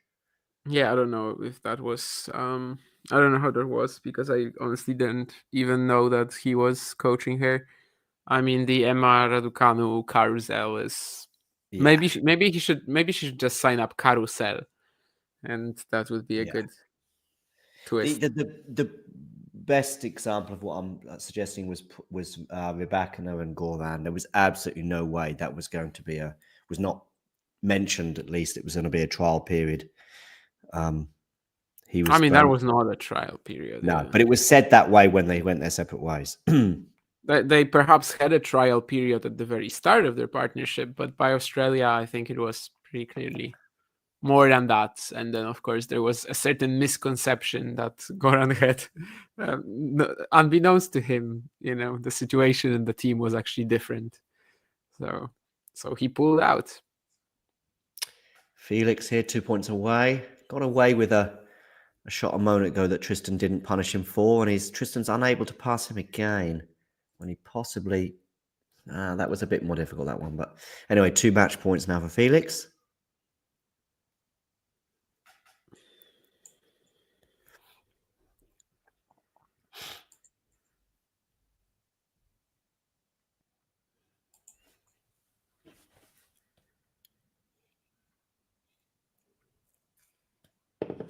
So I guess today we're watching the bottom half, which is why a lot of the seeds are not that threatening because that's the half where like Alcaraz is almost destined to make the semis. The 2 Emmas match, the Raducanu Navarro match, I can see somebody asking, I think it's Nerlan, wants to know when it is. It's second up on one of the courts, and I'm guessing... After Ruud Kecmanovic, we've already said that. Oh, okay, sorry. Sean also wrote it in the chat that it's after this one. Yeah, I'm a bit surprised it's not on the main court, but... Oh, right, okay, yeah. So grandstand is not the main one, right, yeah. Yeah, it's the second court. And I guess it's Iga there, it's Medvedev, and who else is in the day session? Djokovic, Hijikata. I guess they only had one women's match on the main court in the day session today, and they just went with Garcia Świątek, not taking the word number 2 of the main court, I suppose. I mean, Garcia Świątek, yeah. I have less and less optimism every time they meet nowadays, but... I mean, she's American, though, Navarro, right? Świątek, by the way, has 3 set points, and she's only lost 1 point on serve so far. And Felix does get the job done on his second match point. Again, Felix at the net, and Tristan was unable to pass him. I think that says a lot about Garcia, because like her main strength in this matchup before used to be just demolishing the Świątek serve. And yet, doesn't she have, even in her pomp, not great return stats, right? I mean, yeah, because she's super aggressive on it. But, if you're only winning 2 points in a set or 1 point in a set on return, that's... obviously her return style is more about like, out of 5 games, I'm going to have this one where everything is connecting and that's the one I'm going to win. Yeah. But yeah, it doesn't seem like so far that's working out for her at all. But let's see. Still definitely better conditions for her than Indian Wells. Yeah, I was thinking that, yeah. But yeah, it's I mean, I obviously get the sentiment you mentioned about this matchup previously being known as like not quite an Ostapenko kryptonite, but one of these ones where Iga is guaranteed to struggle. And right now it just doesn't have the same feeling. Of course, they're playing in the second round in both Indian Wells and Miami. So yeah, it's not treated like it's used to be anymore. I don't think there's any tennis coach in history that can claim 90% of their players' success. So no, but I think Nerlan, unsurprisingly, is maybe a bit tongue-in-cheek there. Is there a sport maybe where coaches are less relevant at the professional stage? Less relevant. I'm sure in your formative years, a coach can be just so important, both in a positive I and think negative. there's a lot of sports that Golf, where maybe? coaches are less relevant. I mean, I don't know, athletics, for example. Maybe. I mean, obviously, athletics is obviously a very it's a very wide field, I know, but like, let's say running. No, but I know what you mean. It's innate and it's natural, and you either run faster. No, but like let's say running. The what exactly, like, especially as you said, maybe in the formative years, but let's say there's Usain Bolt, he's still sprinting, and like, what exactly is a coach going to give him? Yeah, I know he still had a national team coach, at least, probably an individual one at some point for sure, but like, it really doesn't have that much of an impact. I think golf, maybe coaches aren't really. And by the way, darts as well. Like, coaching in darts doesn't exist yet. Some players are now like taking consultations with usually former players on like their throw and their technique, but that's a new thing. And like 5 years ago, it just literally did not exist.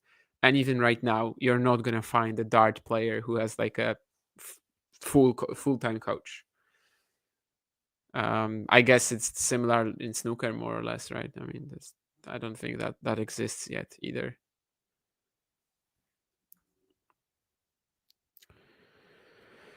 SAF?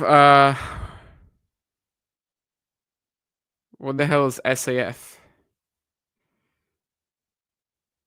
I'm trying to come up with like a tennis name. No,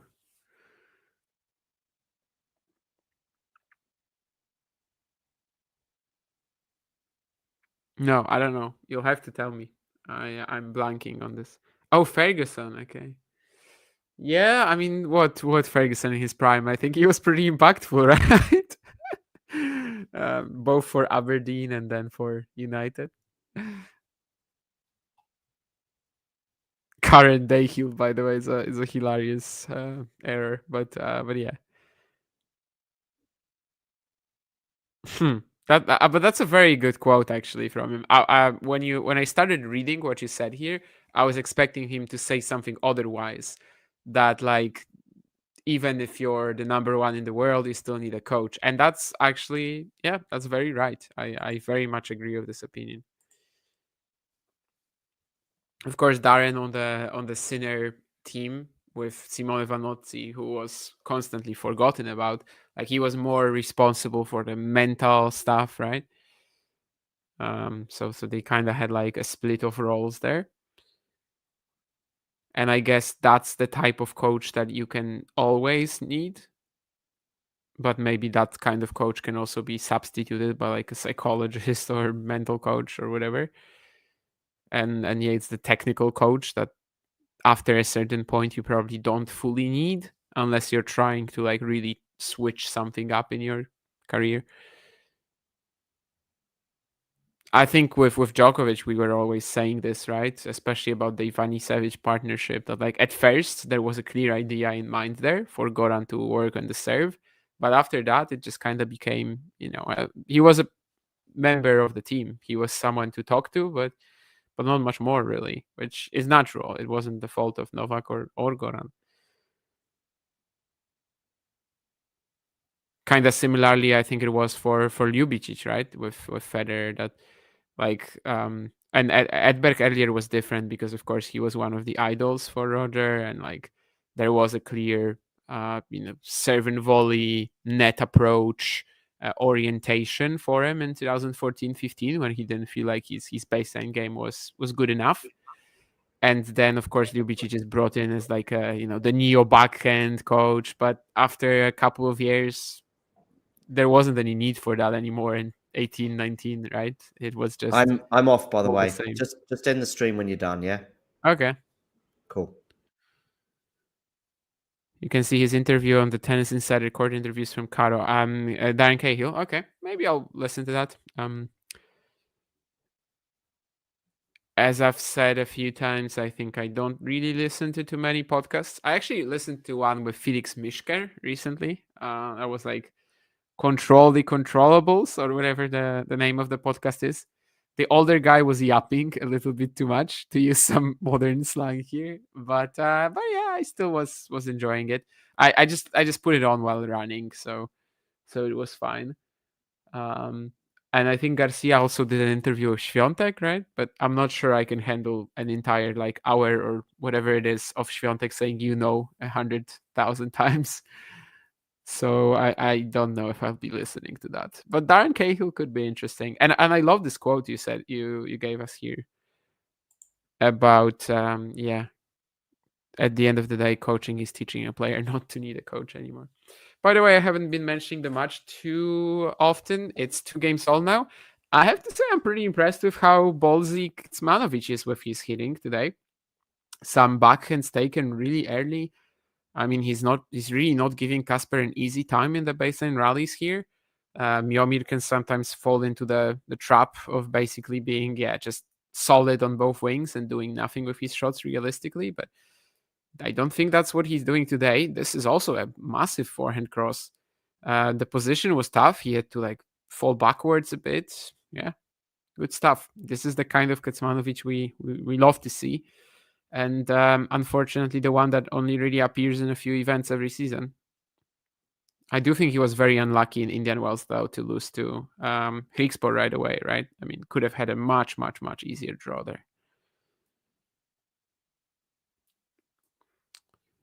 Miomir, of course, is also one of the examples of players who were amazing in the juniors. Number 1, won both Orange Ball and Eddie Hare the same year, but then not quite the same in the pros, even if, of course, he's had a fine career. He's like never falling out of the top 100. But yeah, I mean, just hasn't really reached the heights that some definitely predicted for him back in the day. Personally, I can't tell you like what my opinion of Miomir was when I was, when he was getting onto the tour, since I wasn't following juniors or challengers yet at the time, at least not on a daily basis. And when I got to know him, he was already a main tour player, and there was already a feeling of actually he's not adapting all that well. Well, he goes to the net here, but the forehand volley is going to be out. So 15-30. Let's see if things start getting increasingly difficult. Maybe Kasper can just grind out a win and somehow keep going from there. Adding a lot of spin here. Will he go line? Yes, he will. But this is how the Kasper Ruud backhand down the line usually looks, as in it's nowhere near in. But I appreciate the the call to go there, because I think he definitely needed to. There was just too much quality in his previous 2 shots, getting Miomir out of the court. The corridor was there. You gotta take it, even if it didn't work out. Some good serves down. Well, I mean, not good because they didn't go in, but like some serves down the tee here from Miomir that almost make it, but not quite. And that is also contributing to him being in slight trouble, at least in this game. In fact, the trouble has just gotten not gigantic, as Nurlan likes to say, but a little bigger. So 1 breakpoint for Kasper after another forehand error from Kecmanovic, which I think to at least an extent was caused by the spin and pace on the Kasper forehand and the depth of it. So a breakpoint for Ruud. He might be stealing the match, seizing the control. Let's see. Oh no, that is a net court for Ruud, and it should really help him out. And I think he lands this lob. Yeah. Basically, it was a big serve from Kecmanovic, and while the net court didn't mean that he loses the point yet, he was in trouble. Like, he was literally at the net, but it was Ruud who had control over what was going to happen over the next 5 seconds. He chose a lob. He landed it almost directly on the baseline, and he's got the break in the decider now. So has he turned things around here? Let's see who the winner of this match will be playing in the 3rd round, as I am honestly not too aware of what the draw is there. By the way, Blinkova, in the meantime, defeated Schneider, and that's with a 7-0 tiebreak in the 2nd set. Oh, wow. Alexandra Eala is playing Jelena Ostapenko. Boko Badosa is going to be a match soon as well. That's one that I definitely want to watch. which, yeah, it's going to be after Schoolkate Oželjasim. So indeed, it's going to be pretty soon. Badosa retired in her last match. She withdrew from Indian Wells. So again, that might be someone who's in trouble potentially here today against a dangerous contender. 28-1 for the year. I mean, there's probably no one on the planet right now who's winning more than Boko. Of course, a lot of that is just lower levels. In fact, 99% of that is lower levels. Musetti leveled the match against Quentin Alice. Had 2 set points before the tiebreak and then won the tiebreak from 1-3 down. And Kyrgios and Khachanov have already started. 4 games in, they are on serve.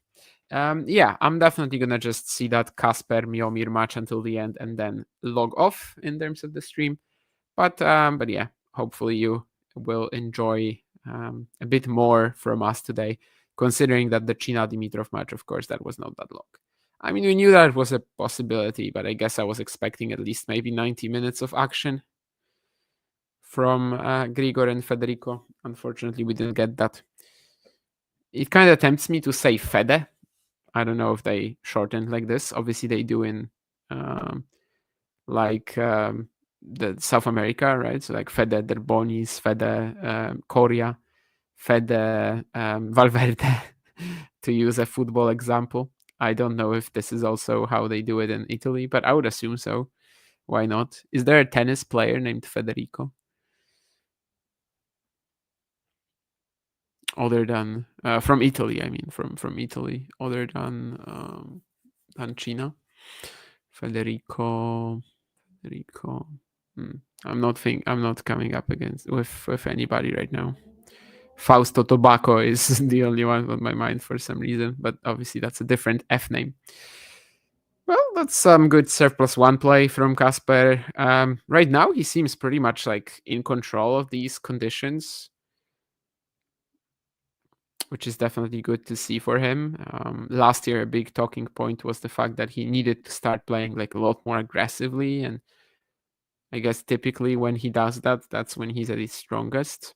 Serve +1 combos like this, like, yeah, that's precisely what he meant, I think, when he said that he needs to avoid matches like, I don't know, against Zhizhen Zhang or Arthur Fields in 23, when he said that they were toying with him and he was basically just defending the entire time.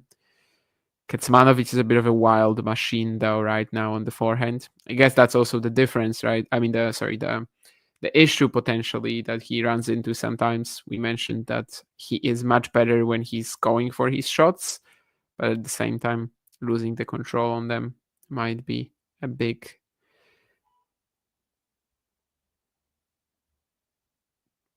Sorry, I got a bit confused, but that's going to be a point for Kasper Ruud, who passes Kecmanovic here. I think there was a feeling of like slight hesitation on this approach from Kecmanovic. Not sure he was actually feeling the play. Maybe was kind of forced into it. But anyway, 4-2 Ruud now. And he is getting dangerously close to just winning the match right here.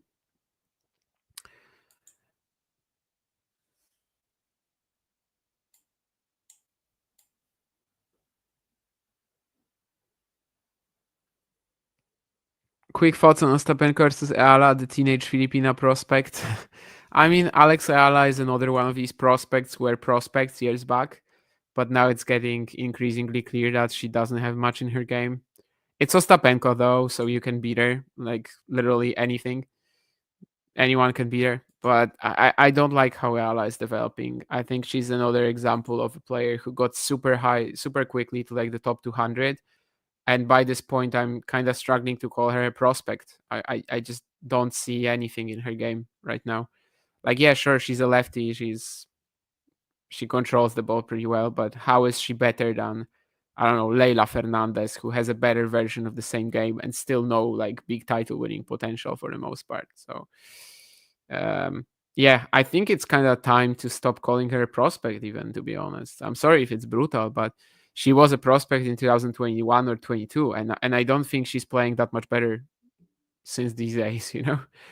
Or when she played the US Open just to like get a Grand Slam title in the juniors. Like, sure, she was very impressive because at that point she was already top 200, top 300, and that's where she's been staying for the last 5 years. Of course, the IMG contract came super early. She was from a part of the world which tennis also felt like, we might get some good marketing out of. And yeah, I mean, at some point the development just completely stopped, and I don't really know what she's going to do from here. Federico Musetti. I mean, she literally kind of plays like Leila Fernandez with less pace. I don't really know what you can do with that. But obviously, I was excited at one point about Alex Ayala. I wish her well. When she won that US Open Junior title, I remember being super impressed with how she played there. But yeah, she was a prospect 3 years ago. By now, things have really slowed down, and there's been a definite number of very good juniors on the WTA tour recently that kind of all end up similarly. I don't know, Petra Marcinko, where is she?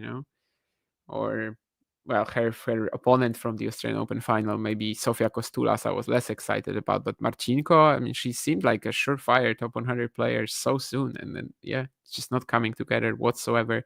The Fruhvirtova sisters, I mean, they were so renowned, but right now they're just not improving at all. Brenda is at least injured, so she has some. Of course, Linda is also in the third round here, so this is her first big event in a while. But you know what I mean. There's a lot of these stagnating juniors, which again I think comes back to the biology argument, right? That junior success just means a little less on the women's tour, I think, than it does on the men's. Why do I think Qin Zheng is getting all these sponsors and Coco, for example, not getting them? I mean, because she's Chinese. Kei Nishikori is also one of the biggest earners in the sport. Naomi Osaka is too. And it doesn't really matter what their results are. Emma Raducanu, of course, is. I mean, some players will just be earning a ton. I think Coco in the States, though, is super popular. But Qin is, let's say, relevant on a different market and clearly a very popular market.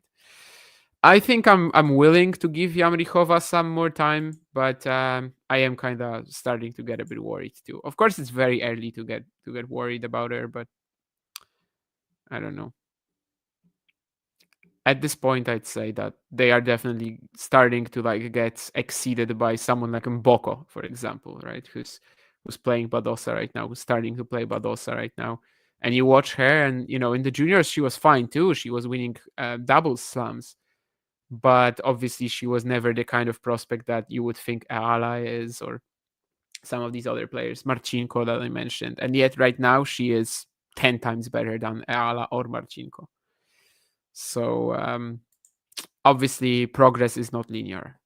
They are very talented. Maybe they will get something out of their games, but I just don't really see it anymore. I'm willing to give Yamrichova more time. I mean, it's only really been a brief moment since she won the junior slams last year. There were these amazing appearances in indoor ITFs when she was 15. Maybe Pohankova is just straight up better. Maybe Pohankova is gonna come in and just be a better Yamrichova in a way. We'll see. Yeah, Kyrgios indeed has breakpoints. Kasper had this opportunity here at 30-all. He didn't convert it, but of course he's still up a break.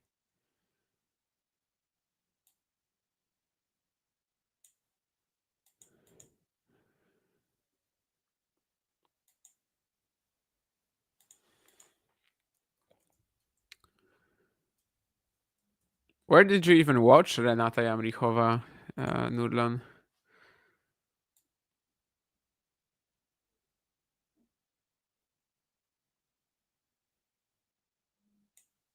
It's certainly been a disappointing start to the season for her, and overall, since she's winning these junior events, since she won the junior slams last year, I guess things have only gotten worse. But maybe it's just a momentary lapse. As I said, I think it's a little too early to just say she's not a prospect anymore.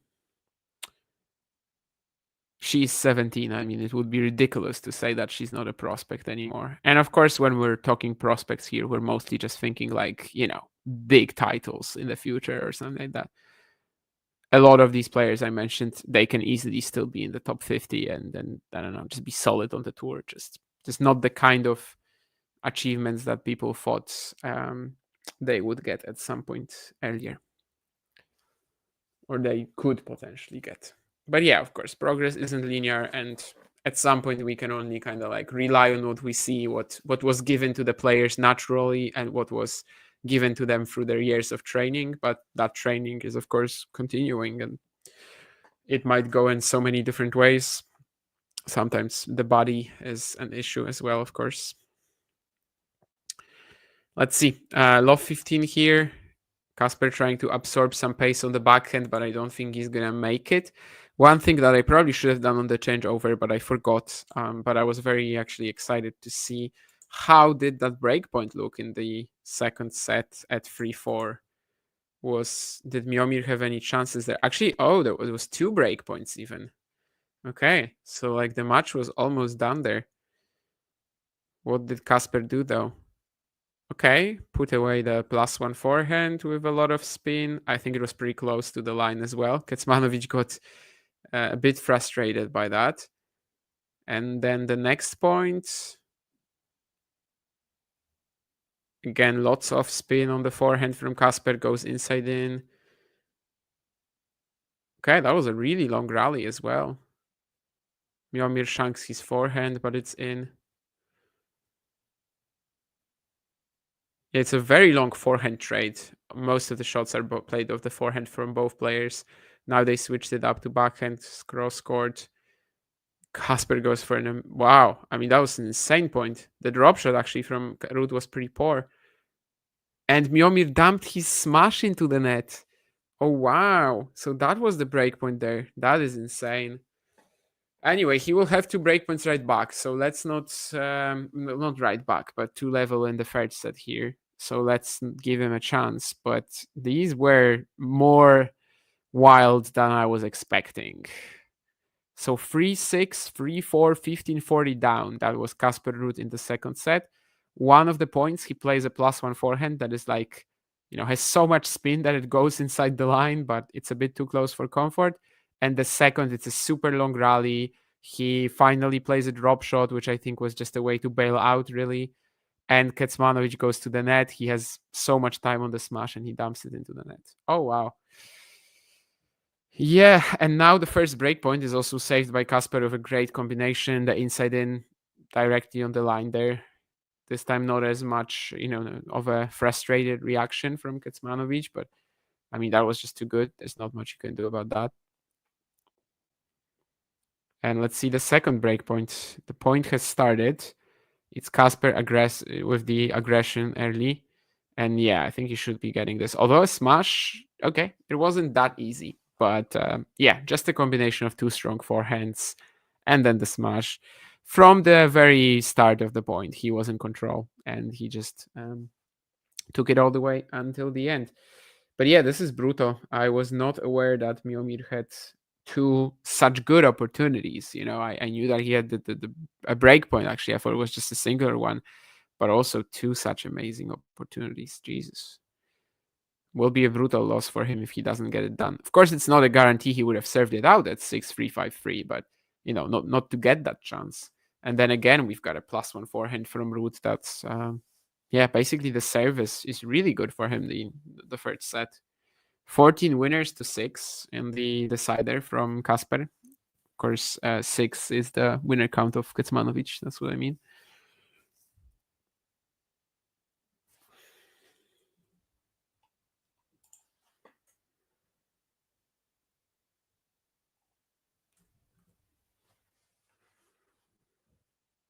I mean, Nurlan, to say that a 17-year-old is going to be the same when she's 22 is not exactly true, although it is closer, as I said, on the women's side than ATP. But I mean, if you check what sort of results, I don't know, Sabalenka was getting at 17, do you think they were more like Andreeva or they were more like Yamrichova? That's maybe a question that you can ask yourself. Again, progress just isn't linear.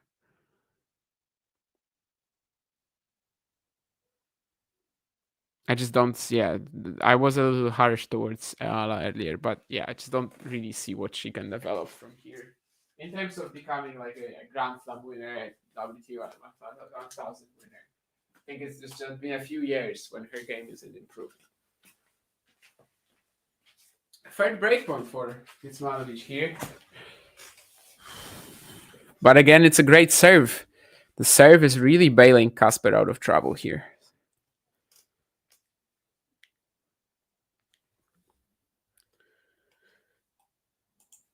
This could be a big, big win. Kyrgios and Khachanov on serve, so are Musetti and Alice in the third set. Garcia finally causing some issues on the Świątek serve, it seems.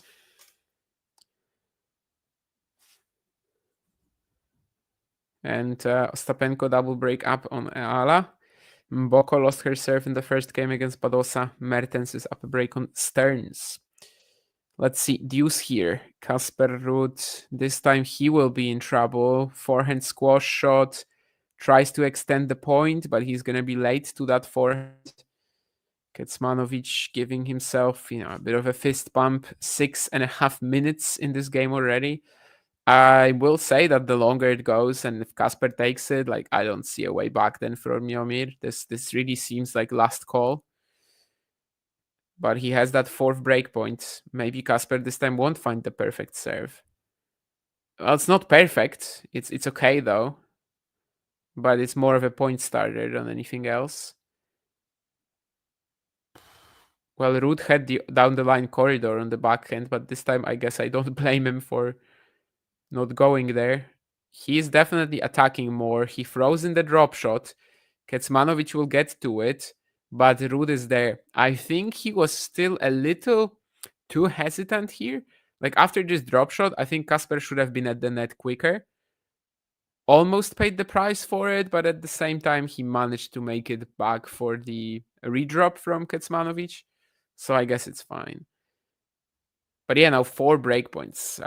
This is really with every minute, it's becoming more of a story of the missed chances from Kecmanovic.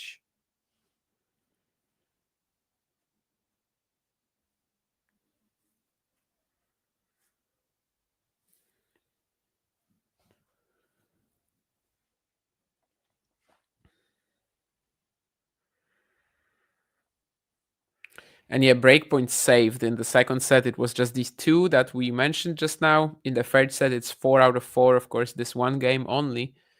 But right now, Ruud has a chance to go 5-3 up.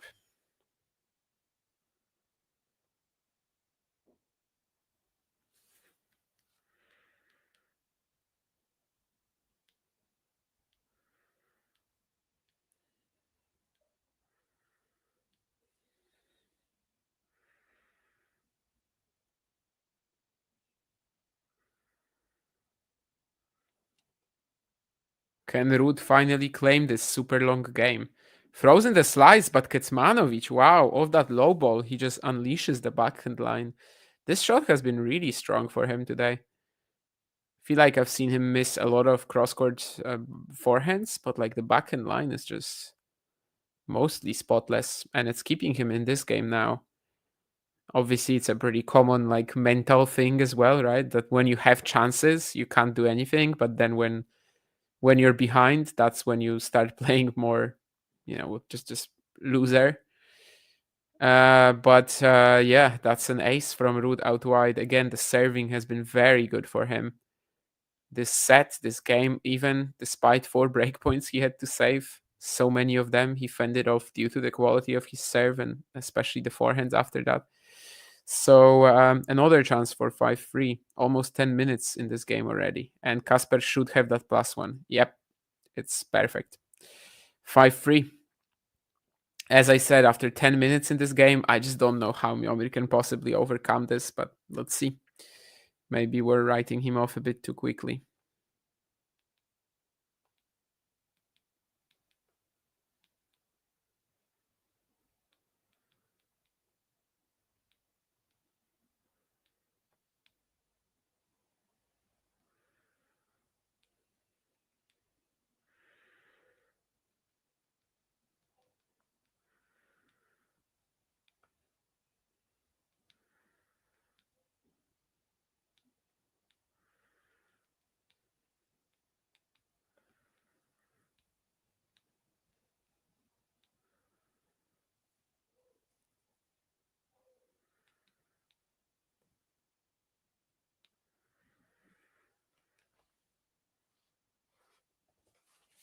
Let's see. Ruud is trying to go for this inside-in return here. I mean, 30 love up. Will it be one of these games where, like, after losing a couple of points, he just kind of, the focus shifts to the next one? Let's see. Well, regardless of that, it's an ace out wide for Kecmanovic. It's a 45 seconds on the clock in this game, which is funny because the previous one was like 10 minutes, and this one might be over in one. And it is, yeah, ace out wide. I'm not going to say that Ruud wasn't trying to win this game, but I think after missing that return winner, he just kind of was, his mind was already on the next one. Let's see if it pays off. Obviously, now there's the changeover. Both players will have some time to like think about stuff and potentially overthink them too. But yeah, that game that we just had with Ruud saving 4 breakpoints, 10 minutes long, it's gonna be tough to overcome for Kecmanovic in the next one. But let's see. Maybe he can actually use that as a bit of a confidence builder in a way. He was so close to breaking. Why not try again? Why not get more chances? Let's see. But seems like the momentum is very much with Ruud now, despite just losing this game to Love and Kecmanovic serving it in, getting that hold in 45 seconds. Well, maybe like 52, 53.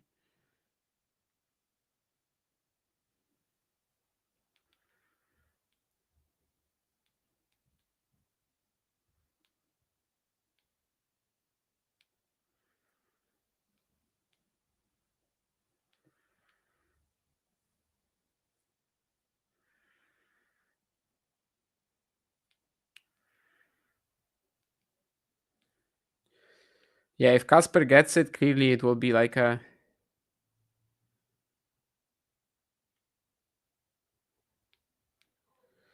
It will definitely be a match of like Ruud clutching it out, but also Kecmanovic giving him that opportunity with the missed smash.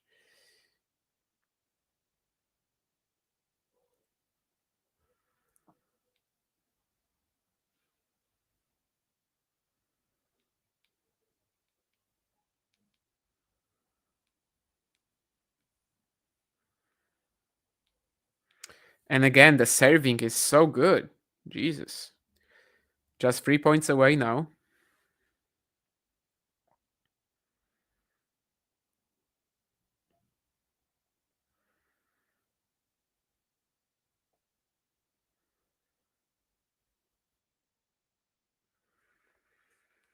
Kasper again sets up, the serve sets him up nicely, but he goes to the net and he just kind of plays this drive volley, not quite like he wanted to. Down the middle, he's suddenly in no man's land. He has to fall behind and he actually misses a forehand. So 15-0. Let's see if this will be costly at all.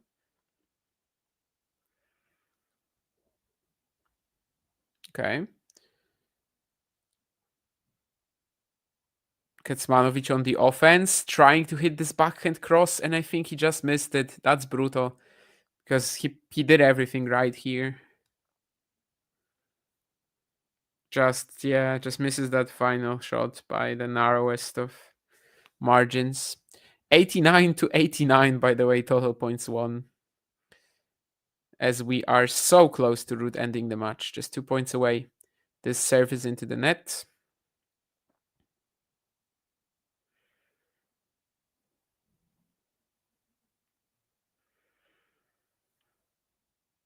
Let's see if Kasper can save his sunshine double. Inside out forehand, gonna try to switch to inside in. Great footwork as usual there. He throws in the drop shot. Kecmanovic will get to it, but Ruud gets the volley into the open court. Yeah, what a point. Pretty much won by that inside in, but then he also had to come up with something quickly, and the drop shot was a good invention. So just 1 point away now. Too much points for Kasper Ruud to survive and to post his first win of the month.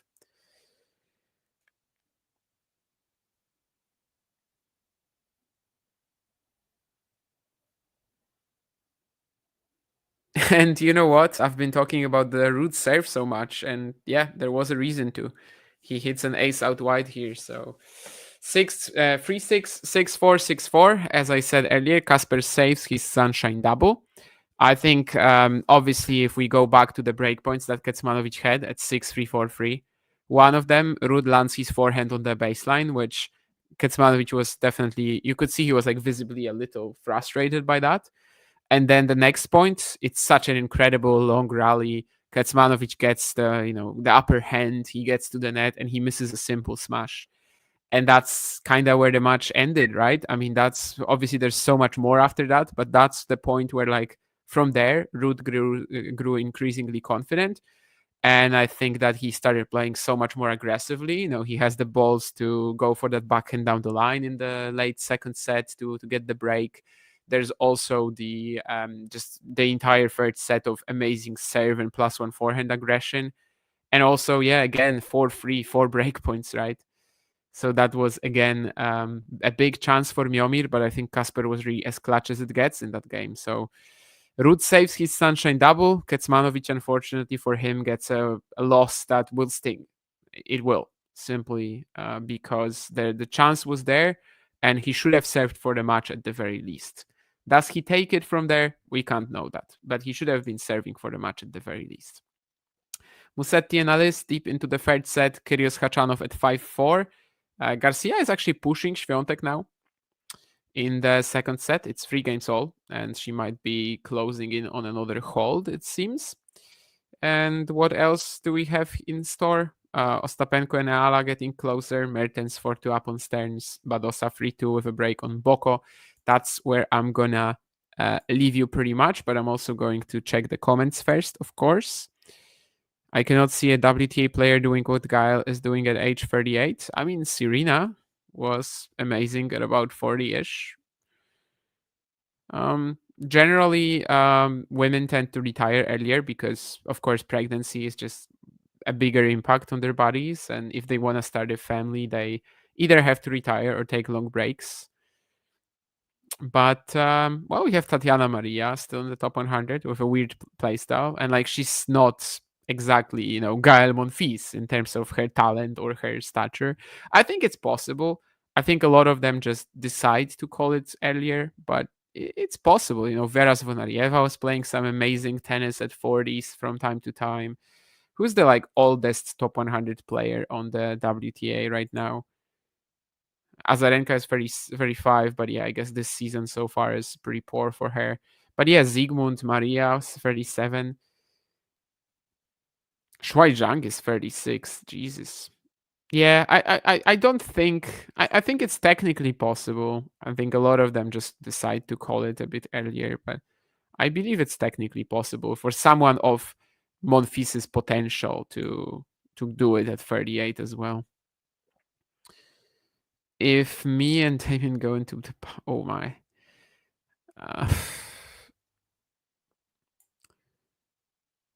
Anyway, does Mena have the best drop shot in the game? He definitely has one of the more underappreciated serves in the game, which he shows in every single altitude event. But the drop shot, yeah, I guess it's okay, but I wouldn't put him next to, like, someone like Marozsan or Alcaraz, right?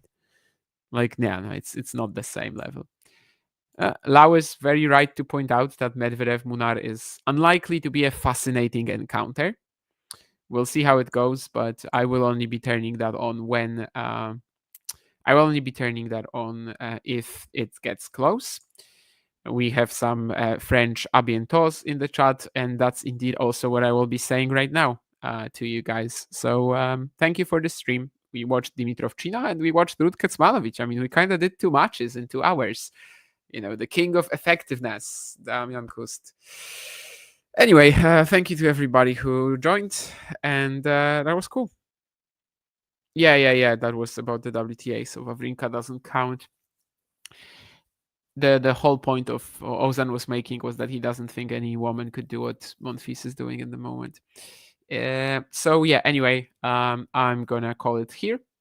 À bientôt, au revoir, and we'll see you some other time. Keep tuning into the content, and we'll see if we have any more plans. As you heard John say earlier, there's like a 25% chance that there will be one more stream today, but maybe that will increase or decrease as the day goes on.